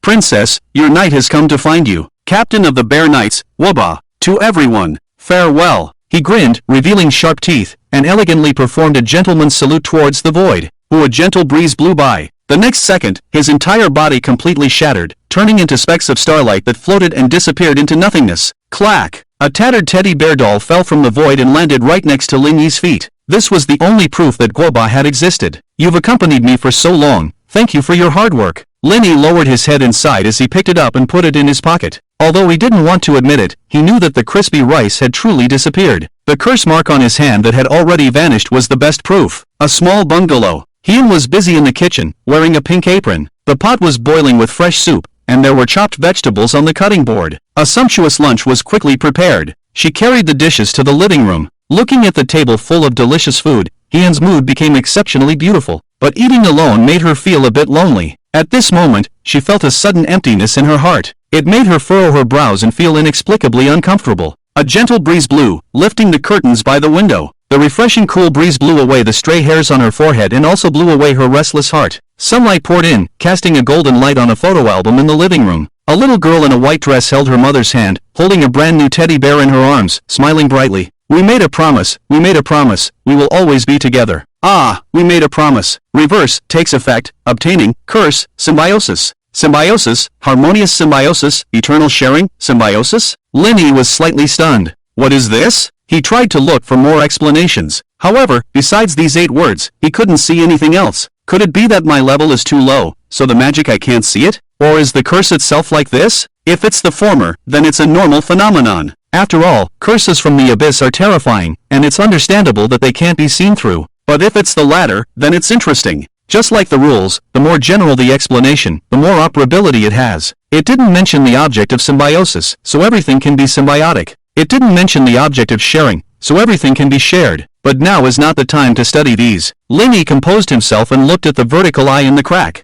After the laser, it seemed that the eyeball had completed its mission and disappeared directly. The endless flames of hell continued to gush out from the crack. However, the flames turned into fire snakes and rushed into the hellstone, posing little threat to the surroundings. Oh, no. To be precise, everyone was fine except for the ignited chief. Lin Yi, are you okay? At this moment, Lilies and Royan rushed over. Kunkyu also jumped into Lin Yi's arms and acted spoiled. Only the figure of Guoba was missing. I'm fine. Lin Yi shook his head and looked at the struggling chief. Do you want to stay alive? He asked calmly. Hearing this, the originally desperate chief was stunned. What do you want? He weakly asked. Answer me a question, and I'll spare your life, Lin Yi replied indifferently. Upon hearing this, the chief's spirit suddenly revived. At this time, he didn't care about hatred anymore. As long as he could survive, who cared about anything else? He quickly agreed. Ask, I promise to tell you everything. Why did you capture the girl around Lin Zhenfeng? What is her identity? Lin Yi stared into the chief's eyes, slowly and firmly. He hadn't forgotten about his cheap sister. Since Dad didn't want to say, he would ask himself, how do you know all this? The chief looked puzzled. Does it matter? Tell me the answer. Lin Yi said coldly. He was in a mosaic state now, and the chief didn't recognize him as Lin Zhenfeng's son. Okay. The chief gritted his teeth and endured the pain. First, close the altar. Lin Yi glanced at him and sneered. You have no choice, either speak or die. The chief's face showed anger, but it quickly deflated. Time waits for no one, so he had to compromise. It's the prophecy of a fortune teller. He said that Lin Zhenfeng's descendant will destroy our organization. To prevent this from happening, we sent someone to kill his useless son. But that useless person obviously doesn't have the ability to do this. We suspect that the mysterious girl he brought out from the copy is the real culprit. That's why we tried our best to capture her. But Lin Zhenfeng was too difficult to deal with and we couldn't get our hands on him. After listening to the chief's explanation, Lin Yi's mouth twitched. He really had to thank this guy. If his previous self hadn't died, he wouldn't have accidentally crossed over. This fortune teller had some skills. If he didn't do anything, the course of history wouldn't have changed, and Lin Yi would still be a useless person. It was because of his nonsense prophecies that the predicted outcome actually happened. That's called reaping what you sow. The heavens have their own way of reincarnation. Who can escape from it? Wait, could it be? The chief suddenly realized. Since the prophecy had already come true, the person in front of him was none other than Lin Zhenfeng's useless son, right? You're not that dumb. Lin Yi took off his disguise and revealed his true identity. No, it's impossible. You were already killed by the executioner. How is this possible? Looking at that familiar face, the chief stared in shock. When Lin Yi first appeared in the copy, he was discovered by Eilina. It was no joke that the prophesied child actually appeared in the copy. She had just passed on the information to the chief, and Linny caused a lot of trouble at school. Because of this, she was willing to sacrifice her looks to kill Linny. The result was that she failed, and instead, it wasn't until the situation became serious that the chief sent the executioner to kill him. In front of so many people, he personally witnessed Linny being chopped into minced meat. It had only been a few days, and he was standing alive and well in front of him again. It's impossible. You can't come back to life. You were already dead and couldn't die anymore. Your life flame had been extinguished. It's impossible. He screamed. Linny snorted. Then don't worry about it. But why haven't I seen the fortune teller? He wondered. According to the actor's information, the doctor had called back all the members of the organization. The fortune teller should have received the message too. How would I know? The chief said there was a high chance that this person had received the message and escaped as soon as possible. Others might have been skeptical about his prophecies, but the fortune teller himself naturally believed in his own abilities. Knowing that the organization was about to be destroyed, how could he come back and seek death? The fact proved that his choice was wise. Is there a way to find the fortune teller? I'm interested in his abilities. If you can help me find his location, I will let you go and let you live. Linny said in a tempting tone. Who knows where that woman ran off to? Mentioning the fortune teller, the chief was full of resentment. She joined the organization voluntarily and wasn't coerced by me, so no one in the organization can control her. The doctor has her contact information, but it's hit or miss, depending on luck. I see. Linny pondered, dragging his chin. Since you don't know anything, what use do I have for you? A chilling tone filled the air, making the chief shudder. I'm at least half an S-class. I can work for you. I still have value. The chief was one of a kind, capable of killing the unspeakable in the copy. If he hadn't encountered someone like Linny, he might have achieved great things. Unfortunately, even if Linny didn't kill him, the woman watching the show not far away would make a move. Since they were all going to die anyway, why not make use of a useless person? Ah, I curse you, may you never have a good death. No descendants. No chance of turning the tables. Ah, the sound of a mournful wail echoed. Soon, the raging flames of hell completely engulfed him. Clap clap clap, applause came from a distance. Oh my, you actually took care of it for me. I wanted to take revenge myself, a lazy and seductive female voice sounded. Immediately after, a tall and graceful figure walked out slowly in the snow. The woman wore a white fur coat, with long hair reaching her waist and fair skin. She had perfect features and a stunning figure. The most eye-catching thing about her was her deep V neckline. The person who came was Mr. Sure, who came to retrieve his body. He was also the actual controller of this copy. I am the 10th in my family, so I am called Xiao Shi. Nice to meet you. Xiao Shi slightly bowed to Linny, graceful and enchanting. Although this woman was young, she had the charm of a disaster and a city. Even Linny, who had seen a lot, felt his breath hitch and two words popped into his mind inexplicably. Stunning beauty. But soon, the severe pain from his waist brought him back to his senses. Why did you pinch me? Luoyin just coldly snorted and didn't explain. In a bright and spacious conference room, the two sides were engaged in intense confrontation. On the left was Avril's team, and on the right was Aya's team. Neither side gave in, and tensions were high. However, the main battle was between Avril and Aya. Sparks flew between them, and they were at odds with each other. They both saw a threat in each other. A fight could break out at any moment. The others seemed much calmer. Goen curiously looked at the three heads of Big Yellow and its wagging tail, which was adorable. It was like finding a new toy, filled with joy. Covey, on the other hand, was chatting happily with the Duke, and they seemed to be having a good time. But the most harmonious pair was Su Miaomio and Yang Menger. They were of similar age and had a lot in common, quickly becoming close friends who could talk about anything. Lily, who was sitting in the first seat, was quite annoyed, and her jealousy was almost overflowing. Mayor, all the remnants have been brought under control. I even chopped off a few disobedient ones. At this moment, Gonantian barged in carelessly. His words made everyone turn their heads towards the door. Behind Gonantian were four men. Ha! Why are you all looking at me? Gonantian scratched his head, feeling a bit puzzled. The atmosphere in the conference room became somewhat awkward. He looked at Mayor, Luoyin, and Lily, then at the tense Goen and Avril. Finally, he looked at the two mysterious women who were quietly drinking tea. The relationships were a bit messy. Gonantian didn't want to stay in this chaotic place and invite trouble upon himself. There's nothing else, so I'll leave now. After bringing the people in, he tactfully made his escape. Covey and the Duke also took the opportunity to say they needed to manage their subordinates and left first. Big Yellow was being stared at by the cat-eared girl, and it wanted to run away, but it was glared back by Avril. With so many people on the other side, she couldn't let Big Yellow escape. Now, except for the four men brought by Gonantian, Linny was the only one left in the room. It could be said that the Yin was overpowering the Yang. Linny rubbed his temples with a headache, temporarily ignoring the gazes of the women, and looked at the four men. Your leader is dead, and there are only two options in front of you. Either continue to work for us, or go meet your chief and make your own choice. The person who spoke was the captured scholar, the dean, the doctor, and the executive. The executive was the first to react, and his goal was clear. Can you help me resurrect the magician? As long as you can save Elena, I will give my life for you. Everyone was stunned. This guy was really a big softy. He had been thinking about that magician from beginning to end. He was completely different from a certain playboy. Ahem. Why are you all looking at me? Lenny felt uncomfortable under the dangerous gazes of the women. He coughed awkwardly and quickly changed the subject. Elena's death is irreversible. Her soul has gone to another world and cannot be brought back. Hearing this, the executive immediately became despondent, and his pupils gradually lost focus. Lenny was also helpless about this. She had been drawn out by the lottery, and he couldn't do anything about it. Big brother, I don't have any demands. As long as you don't kill me, I'll do anything. The scholar was the most easygoing person and quickly knelt down to beg for mercy. Kakao suddenly, the furball in Yang Menger's arms issued a warning. Xiao Kunken means that this person is lying. Don't believe him. I don't know how Yang Menger understood Kunken's language, but she accurately translated it. In the next moment, the eyes of everyone present gradually became sharp. It's not me. I didn't do it. Don't talk nonsense. The scholar repeatedly denied, glaring fiercely at Yang Menger.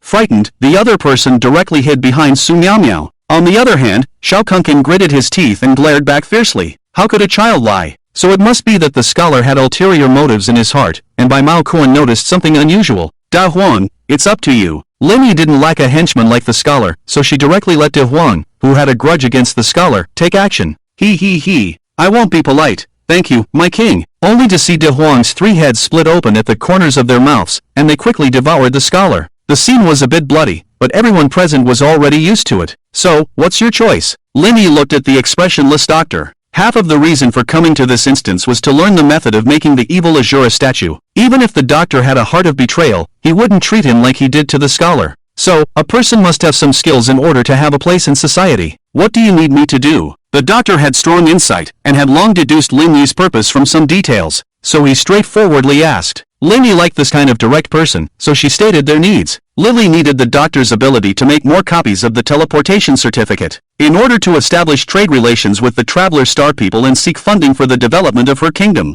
After hearing this, the doctor actually shook his head directly. Sorry, I can't do it. Lily's face immediately darkened. Why? You have to ask the main character of the instance about that. With that said, everyone's gaze focused on Mr. Sure. Oh my, why is everyone looking at me? I'm shy. Little Sure covered his cheeks and said coquettishly. Even Ah Zhou, his best friend, couldn't stand his flirtatious appearance. Be normal. Her forehead emitted two blue veins of anger as she gritted her teeth and growled. What's wrong with me being abnormal? Little Sure pouted, pretending to be wronged. Carrot, whimper after Mr. Sure explained. Everyone finally understood. The production of the evil Azura statue required the doctor's surgical cutting ability, combined with the summoning ritual of the Research Institute, and the power of the instance rules. Only by combining these three could an item similar to the instance pass be created. The most crucial part of it was the special item called the Rule Core. Previously, Mr. Sure was asleep, so the doctor had an opportunity. Now that he was awake, the item naturally returned to his hands.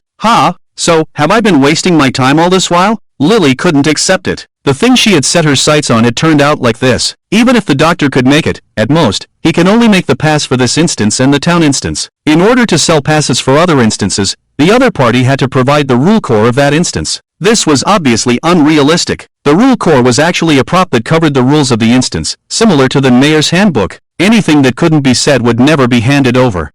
Little girl, if it were that easy to make money, I would have done it a long time ago. Why wait until now? Little Sure found Lily's naivety somewhat amusing, but still patiently explained. What really interests us travelers is actually very little, otherwise there wouldn't be so much unspeakable things, and we wouldn't choose to invade the real world. Instead of taking advantage of us, it's better to manage the copies well. You're talking too much today. A Jew blew out a smoke ring and gave her a fierce glare. Can you say such things casually? How can she do business in the future? Okay. Xiao Sure pouted and stopped talking. Upon hearing this news, Linny fell into contemplation. So, it seems that you don't have any value to exploit anymore? This was said to the doctor. Since it's impossible to make copies of tickets, then, no. Suddenly, an idea to make money popped into Ling Yi's mind. But it involves a lot of complications and requires careful consideration. I can help you contact a fortune teller. Although the doctor still had a dead face, his tone revealed some urgency. No one is not afraid of death, including the doctor. Is that so? Linny didn't intend to kill him, she just wanted to sound the alarm. After 10 minutes of silence, seeing that his back was already soaked in cold sweat, she reluctantly spoke up. Forget it, go find the actor and report to him, he will be in charge of managing you in the future. Understood, understood. The doctor breathed a sigh of relief and was about to leave. Take me with you, I can restart the laboratory and summon more hell creatures for you. Just then, the dean hurriedly spoke up. He was a smart person and knew what his value was, so he had to make a statement quickly. Okay. This time, Lenny agreed very readily. The two of them left together, leaving behind the despondent executive officer sitting on the ground, not knowing what he was thinking. This person already has a death wish, keeping him is useless. Luoyin spoke up, reminding Lenny to make her own judgment. Since that's the case, then let's leave it to him. Lenny was about to let Dahuan take action and finish off the executive officer, but Xiaoshi stopped her. Oh, what do you want him for? The copies need someone to manage them, so it's perfect for him to take over. He won't bother to move. Everyone was speechless. Lenny also sighed. Aren't you afraid of repeating the same mistakes? It doesn't matter, Xiaozhou will take action. Right, darling. She turned her head and threw a flirtatious glance at a Jew. Ha! A Jew gave her a disdainful look, not wanting to admit that he knew her. Since that's the case, do as you please. Lenny didn't bother to say much. Anyway, keeping the executive officer was useless. Then I won't be polite with that. A crystal-clear snowflake flew into the executive officer's forehead. Although that's what was said, Xiaoshi had learned from his past mistakes and left some tricks behind. In the next moment, the colorless executive officer suddenly looked up and exclaimed in surprise at the empty air in front of him. Elena, you're back? What? You want to go back to manage the school? Alright, I'll help you. The executive officer licked the air frantically and then happily left the meeting room. His symptoms were somewhat similar to dissociative identity disorder. He would imagine an independent personality in his mind. Just like in the drama Love Apartment, Wangu's magical best friend Mario, that kind of existence. Indeed, masters like to use mental attacks. Simple and convenient. Lenny looked deeply at Mr. 10. She wasn't as unreliable as everyone imagined. Just this skill alone, even an SS-level expert like Malkuan couldn't do it. Either this woman was pretending to be weak, or she was planning something. Sensing Lenny's gaze, Xiaoshi gave a charming smile and blew a kiss with her slender fingers. However, this action caused Aya and Avril to glare angrily. Another fox spirit trying to steal a man. Ahem! Lenny coughed twice, pulling everyone's attention back. The trivial matters have been dealt with, let's talk about the main issue. First, Lenny looked around and ultimately her gaze fell on Mr. 10. As an unspeakable copy, I have completed all the tasks. Shouldn't we settle the rewards now? Of course, come to my room tonight, I'm ready. With that, she flirtatiously straightened her chest, revealing enticing cleavage. In the next second, the meeting room was filled with a sense of danger. Murderous gazes shot towards Lenny. His mouth twitched, he swore he didn't have such thoughts. Without the enhancement of his physique, he couldn't withstand the torment of so many people. Let's talk about something practical. Lenny gritted his teeth and spoke. Something practical. Xiaoshi tilted her head in thought for a moment. She had quite a few good things in her hands, and she was a bit conflicted about what to give. Do you have anything you want? Tell me, I'll give you a chance to choose for yourself. Since he couldn't think of anything, he might as well throw the question to someone else. That was her usual approach. Hearing this, Lenny fell into deep thought once again. To be honest, he was a bit confused now. Originally, he entered the cursed land just to have the ability to protect himself and provide a place for his family to live. And on the way, he hoped to find a way to save his mother. But now, he couldn't even save his own mother, let alone his first thought. The SSS-level Azura god was so powerful, yet he was still hunted down and forced to hide in the abyss. In the end, he was taken away as a bargaining chip by Ajio. How strong did he have to become to have true self-preservation ability? Lenny began to understand his father's current state of mind.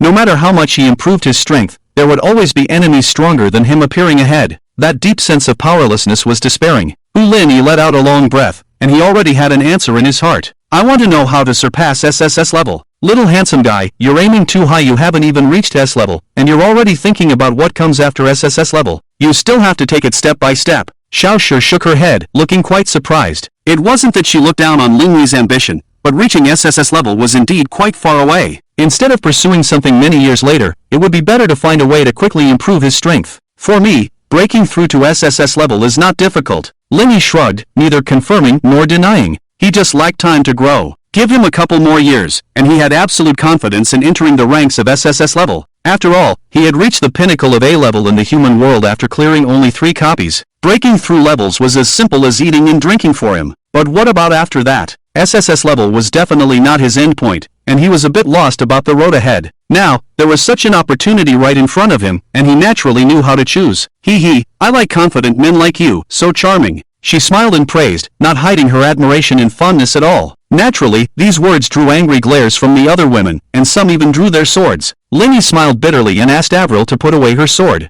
This matter must not be known to outsiders when you come to my room tonight. Of course, you can also choose to refuse. Now the pressure was directly on Lin Yi. Should he go or not? Master, you wouldn't want to have 2 pairs of scissors by your pillow when you sleep at night, would you? Aya said with a sinister tone. Smack! Lin Yi slapped her elastic thigh directly. This little girl had become too audacious, daring to threaten her master. If he didn't teach her a lesson after 3 days, his family status would really plummet. Yeah, Aya whimpered, covering her buttocks, looking at Lin Yi with grievances. Master is so mean. I'll deal with you. All later. He glared at them angrily. These girls were too unruly, they deserved a beating. A group of birds and swallows suddenly pouted with anger, but they didn't cause any trouble. Let's stop talking about rewards. I hope you won't deceive me. Xiaoshi nodded with a smile. Don't worry, merchants value their reputation the most. I guarantee that I will satisfy the customers. Lin Yi's mouth twitched. They were just empty words. However, he was already used to it and didn't dwell on this issue. Instead, he brought up the most crucial question for everyone gathering here. Are you interested in cooperating? When Xiaoshi heard this, her eyes lit up and she became slightly serious. I'd like to hear the details. She obtained this instance from someone who couldn't be mentioned. Initially, she thought she could make money easily.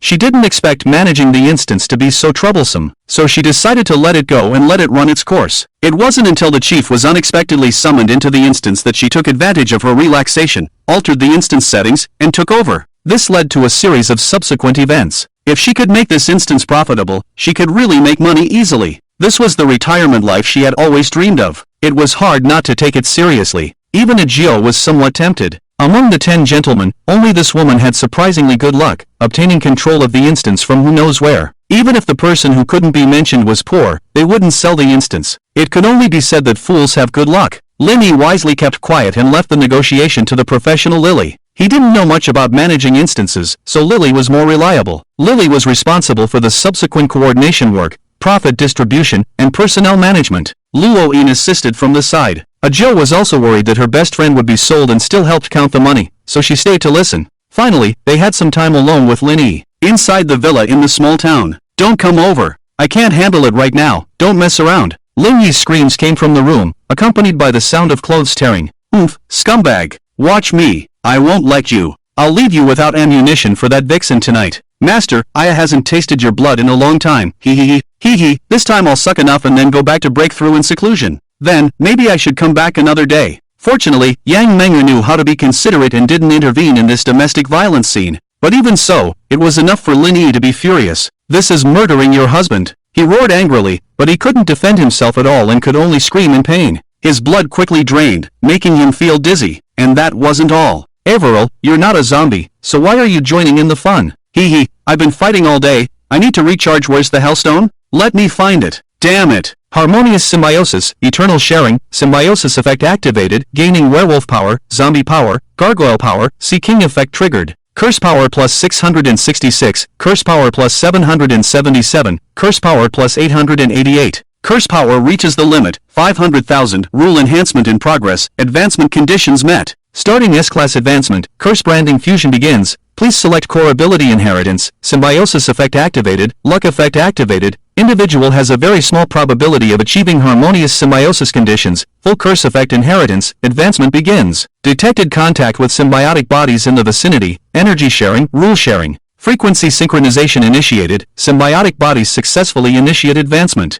Advancement progress, 1%, 5%, 12%. A series of incomprehensible prompts sounded, and Lin Yi felt as if he had established a magical corridor with the people around him. Various forms of energy continuously circulated, amplified, merged, and multiplied with each other. Gao and AI, who were at the peak of A-Class, were the first to break through the S-Class barrier. There is a short distance to reach Class A, and Y closely follows. When the energy in the body reaches its peak, it immediately enters a breakthrough state. On the contrary, she is actually restraining her own upgrade speed. Don't upgrade, otherwise the curse of the Sea King will have to be upgraded again. Others are eager for the curse to be stronger, but she wishes the curse level could regress. Unfortunately, this energy is too terrifying and forcefully pushes her to constantly break through the limit. The energy tide surges and reaches its peak. When that barrier is broken, she also enters the ranks of Class S. Faintly, she hears the sound of the curse upgrading. This makes her want to cry without tears. Her eyes roll back and she faints directly. This battle lasted for a day and a night. Lin Yi directly stood up little sure. This was also a helpless move. It was because those guys were too strong in battle. The battle that should have stopped during the breakthrough was reignited due to Su Miao Miao's curse upgrade. When the curse of the Sea King upgraded again, it directly advanced to the Sea God. Anyone who has a connection with Lin Yi can increase their energy frequency. This is not good. Although the feeling of energy soaring is indeed wonderful, it's a bit too much to not let people rest, right? These beasts. Lin Yi's steps were floating, and his voice sounded a bit ethereal. He leaned against the wall, cursing and retreating. He couldn't stay in this place for even a day. Taking advantage of the room's deep sleep, Lin Yi used his last bit of strength to escape from the clutches. Lin Ji, are you okay? Just as he walked downstairs, he ran into his only virtuous wife, Yang Menger. Lin Yi stumbled and fell directly into her arms. Ha! Why does this plot feel a bit off? Is it reversed? Lin Ji. Yang Menger was startled and quickly reached out to hold Lin Yi. The two clung tightly together. The familiar scent passed between them, causing Yang Menger's body to tremble slightly and her cheeks to turn red. Because of the commotion last night, she had even considered joining the battle. But in the end, the remaining bit of shame made her hold back. Menger, you can't learn bad things. Lin Yi had a headache. The current situation was definitely beyond his expectations. I'll try my best. Yang Menger's tone was weak. She didn't know whether to be happy or sad, but she was the most obedient. As long as Lin Yi said something, she would do it. Seeing Yang Menger agree, Lin Yi breathed a sigh of relief. But immediately, he became depressed again. There were still two women he needed to deal with, giving him a headache. Under Yang Menger's gentle comfort, Lin Yi took a bath to relieve his fatigue. After finishing lunch, he went out alone. He didn't go to find Luo Yin in Little Shire, but went to the place where the dream began, the small Western-style building. Why are you here? He looked at the pale-faced, floating man with a puzzled expression. I heard that my secretary resigned, so I came to take a look. Lin Yi sat on the sofa, crossed his legs, and leisurely drank tea. He frowned. Is that all? Not long ago, because someone was absent from work every day, she, as the secretary, became dispensable. So she resigned and went on to enjoy life. She usually played mahjong with Aya and had afternoon tea, becoming a carefree wealthy woman. Of course, there's more to it. After thinking for a moment, Lin Yi took out the tattered teddy bear. Waba? He had already anticipated it, but seeing the remains of the teddy bear still caused a slight pain in her heart. Lin Yi's mood also became heavier. Everything happened too suddenly, catching him off guard. Is there still hope? Taking the doll from Lin Yi's hand, Ian took a deep breath and looked up. It's hard to say. Lin Yi shook her head. The curse was placed on me by your grandmother. Unless I can go back 100 years and have your grandmother do it again. Ian's eyes flickered for a moment, eventually turning into a helpless sigh. It turns out that Lin Yi really came from 100 years ago. She had always thought that the other party was joking, but now, Lin Yi had no reason to joke at all. So, should I call him great-grandfather? Well, let's forget it. The two strolled through the cemetery. That's my grandmother's grave ahead. Ian pointed to a distant tombstone and said softly. The tombstone was engraved with the names He-in, so this was definitely the right place. Ian took out incense, candles, and other offerings, respectfully burning incense and paying respects. The tombstone was clean and tidy. Obviously someone regularly cleaned it. Do you often come here to sweep the grave? Lin Yi asked. Ian shook her head. She didn't come often. She had never even seen her grandmother's face. At most, she would come once a year during Qingming festival. Then who takes care of this place? Lin Yi touched her chin, puzzled. It's me, an old voice sounded from behind, filled with a hint of desolation. Uncle Qin? Aren't you the gatekeeper? Why are you doing this side job? Looking at the familiar figure in front of her, Lin Yi was full of question marks. My old house is nearby. I like to come here for a stroll when I have nothing to do. It's just something to do on the side. Uncle Qin smiled, as if he was talking about something insignificant. Lin Yi remained silent, but waves of shock and turmoil surged in her heart. Uncle Qin had quite a few secrets. Does the mayor know one? Uncle Qin seemed unaware of the abnormality and asked with a smile. Lin Yi was taken aback. Yes. He paused and continued, they are very good friends. Hearing this, Uncle Qin smiled and didn't ask any more questions. Speaking of which, I have something here that Anan left behind. Since you are her friend, I'll leave it to you. He took out a box from his pocket and handed it to Lin Yi. What is this? You'll know when you see it. Uncle Qin shook his head and then said, perhaps it's some special treasure. Lin Yi rolled her eyes. It's an antique from 100 years ago. Okay. She opened the box and inside was a tattered booklet. Lin Yi picked up the booklet and looked at Uncle Qin. This thing seemed familiar. How is it so similar to the mayor's booklet from before? Could it be? Uncle, what is this? Lin Yi wanted to ask more, but Uncle Qin had already walked away, waving his hand to indicate that he didn't know anything. Damn, I hate riddle people the most. Looking at the figure in the distance, Lin Yi couldn't help but complain. He, full of curiosity, came over. Open it and see what's written inside. Oh, Lin Yi nodded and opened the cover. The writing on it was crooked and messy, resembling a child's handwriting, but faintly visible. At the top were 6 big characters. The survival rules of the blaze. Linny took a sharp breath, shocked and overwhelmed by the waves in her heart. The rules that spanned 100 years, meeting at this moment. Was it intentional or accidental? It was simply hair-raising. Back in the villa, Linny's heart was filled with mixed feelings. It was clearly a warm memory, but at this moment, it was filled with strangeness everywhere. He always felt like someone was plotting behind his back. Everything was too coincidental, as if it was a pre-arranged script, and he was just following it. Are you okay? He had never seen Linny in such a lost and dejected state. I'm fine. Linny collected herself and put away the booklet and the little bear. He needed to confirm some things. I'm leaving. I'll come see you when I have time. Oh. Just as he pushed open the door, Linny turned around and saw a hint of loneliness on Ian's face. He paused, feeling that the house was empty and somewhat cold. It would be better to find someone to accompany her. After thinking for a moment, he spoke, "If it's possible, could you please take care of 2 people for me?" "Who?" With these words, a smile appeared on her face. "You'll know when they arrive." Watching Lin gradually walk away, Ian's gaze became uncertain. Soon, someone knocked on the door of the villa. "Is anyone home?" Opening the door, Yang Menger was standing outside, holding a white furball timidly. "You are?" Yang Menger shyly smiled. "Hello, my name is Yang Menger. Lingo said that in order to keep me from being led astray, he asked me to temporarily stay with my sister." "Cool." The little one, upon hearing this, happily made a funny face and bounced into the house. Ian immediately understood and had a black line on her face. This guy was asking her to help him hide his mistress in a golden house. This scumbag. Ugh. Come in, just call me Ian. Thank you, sister. Cool. In the school world. Oh, the busy person finally has some free time. The one saying this was none other than Xiao Shi. She had waited all night last night and didn't see anyone, and the feeling of guarding an empty room was torturous. When she woke up this morning, she couldn't wait to come and find trouble. "I had something last night and couldn't make it." Xiao Shi snorted twice, arrogantly flipping her hair. "I can smell it. There are 4 of them. Indeed can't make it."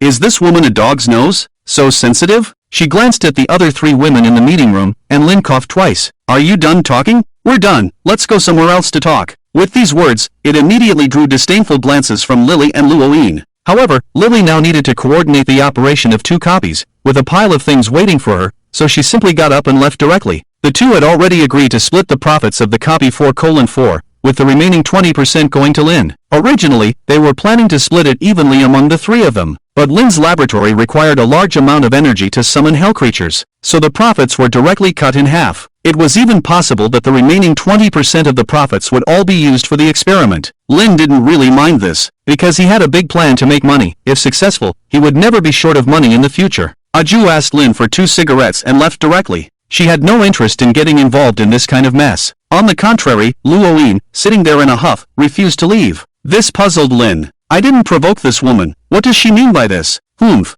Luoyin snorted lightly, ignoring him. Lin scratched his head, feeling a bit confused. "Little handsome guy, let's go. Let's talk in someone's room." Xiao Shi twisted her slender waist and beckoned to Lin with her finger. After speaking, she even gave Luoyin a meaningful look. "So, should I go?" Lin didn't know why he still needed to seek Luoyin's opinion. Perhaps he had asked too many questions subconsciously. In any case, he asked, "Get lost." Unexpectedly, Luoyin coldly snorted, turned her head to the other side, and pretended not to be bothered. "This woman." Lin sighed inwardly. A woman's heart is like a bottomless sea, truly unpredictable. Watching their departing figures, Luoyin couldn't help but feel angry. He actually left. This bastard. She gritted her teeth, wishing she could rush up and drag Lin back to beat him up. As the ruler of a country, she had already reached her limit by giving away her first kiss, and she even let go of her pride and agreed to return the curse inside her body. Couldn't this wooden head understand the unspoken words? It was fine if there were other women around her. After all, she was a latecomer and had no say in it. But this bastard actually ran off with another woman right in front of her.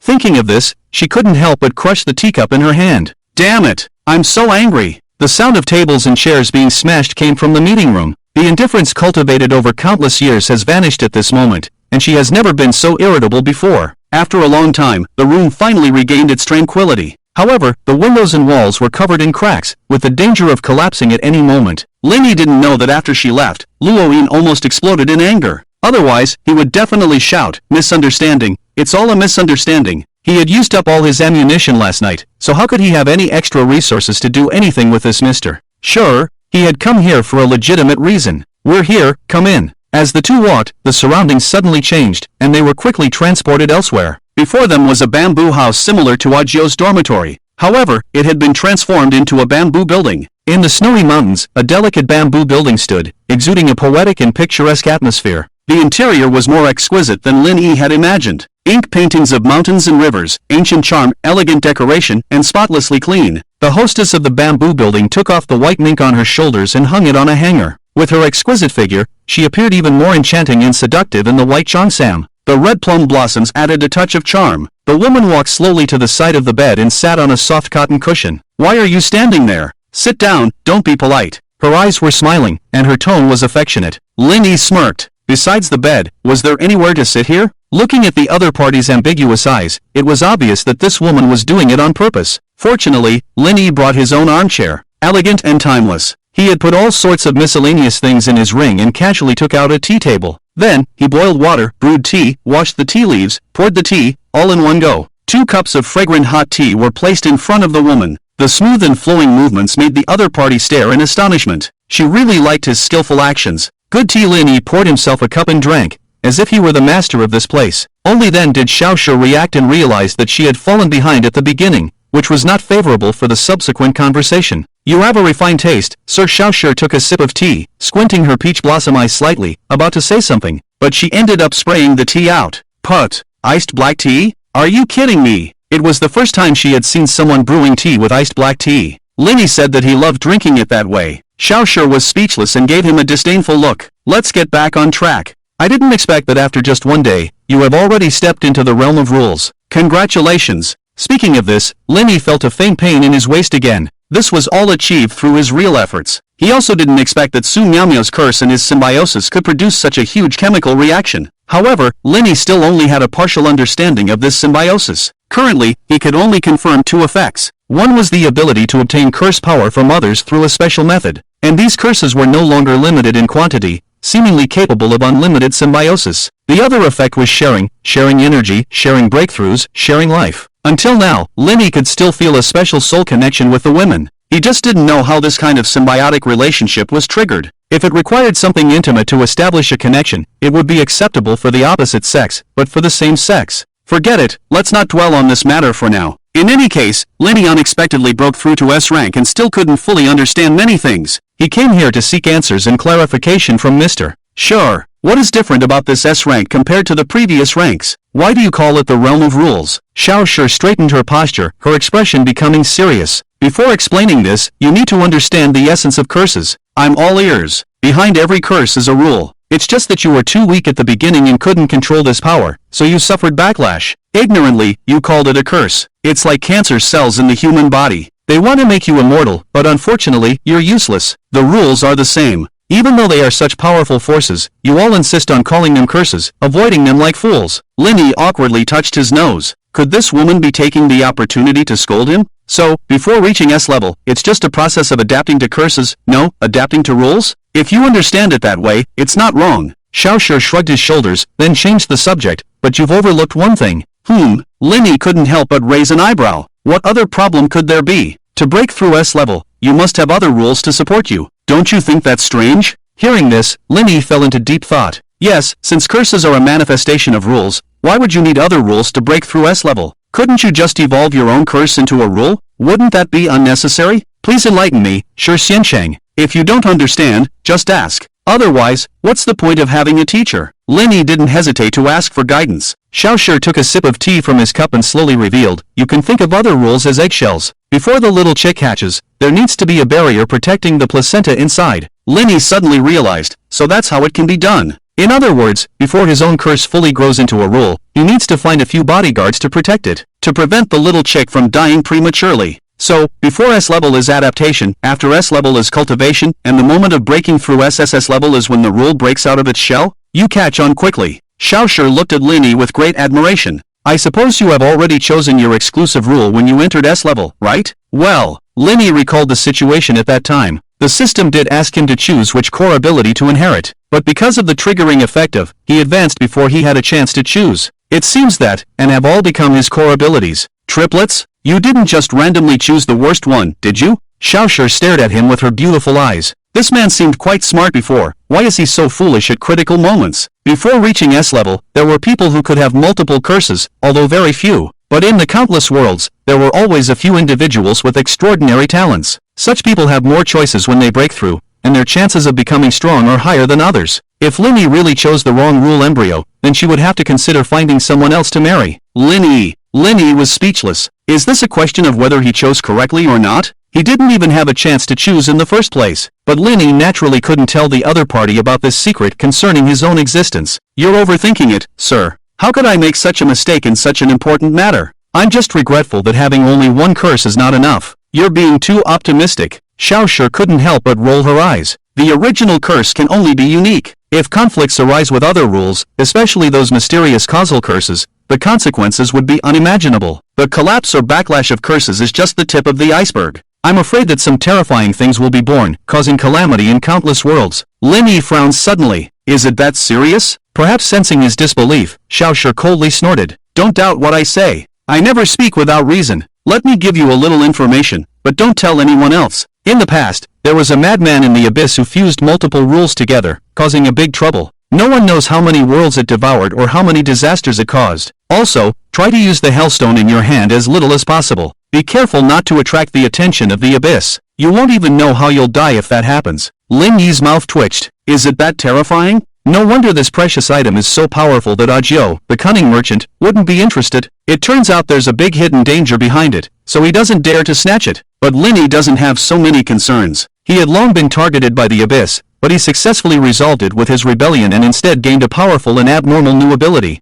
Afterwards, the two discussed the detailed steps from S-Class to SSS Class. Lin Yi, who knew nothing, absorbed the knowledge and experience taught by Xiaoshi like a sponge. When it came to the method of breaking through SSS Class, it was already the next morning. After learning about the breakthrough conditions, his brows furrowed into a character. Is there really no other way? There is, but I don't know. Xiaoshi shrugged, indicating that she couldn't help. She only knew this method, but with the vastness of the heavens and myriad realms, there must be talented individuals who have found other ways to break through SSS Class. As for the specific situation, no one knows. Lin Yi wanted a breakthrough method, and she gave it to him. Whether he used it or not was not her concern. Don't be so worried, I've already given you the rewards for clearing the level, and now it's time for you to save me. I'm just a humble girl, I can only offer myself. Would you be willing, my lord? She leaned coquettishly on Lin Yi's shoulder, her red lips close to his ear, exhaling a fragrant breath. Lin Yi felt a tingling sensation and his body trembled as if being electrified. This woman is really enchanting. He quickly pushed Xiaoshi away, his expression serious.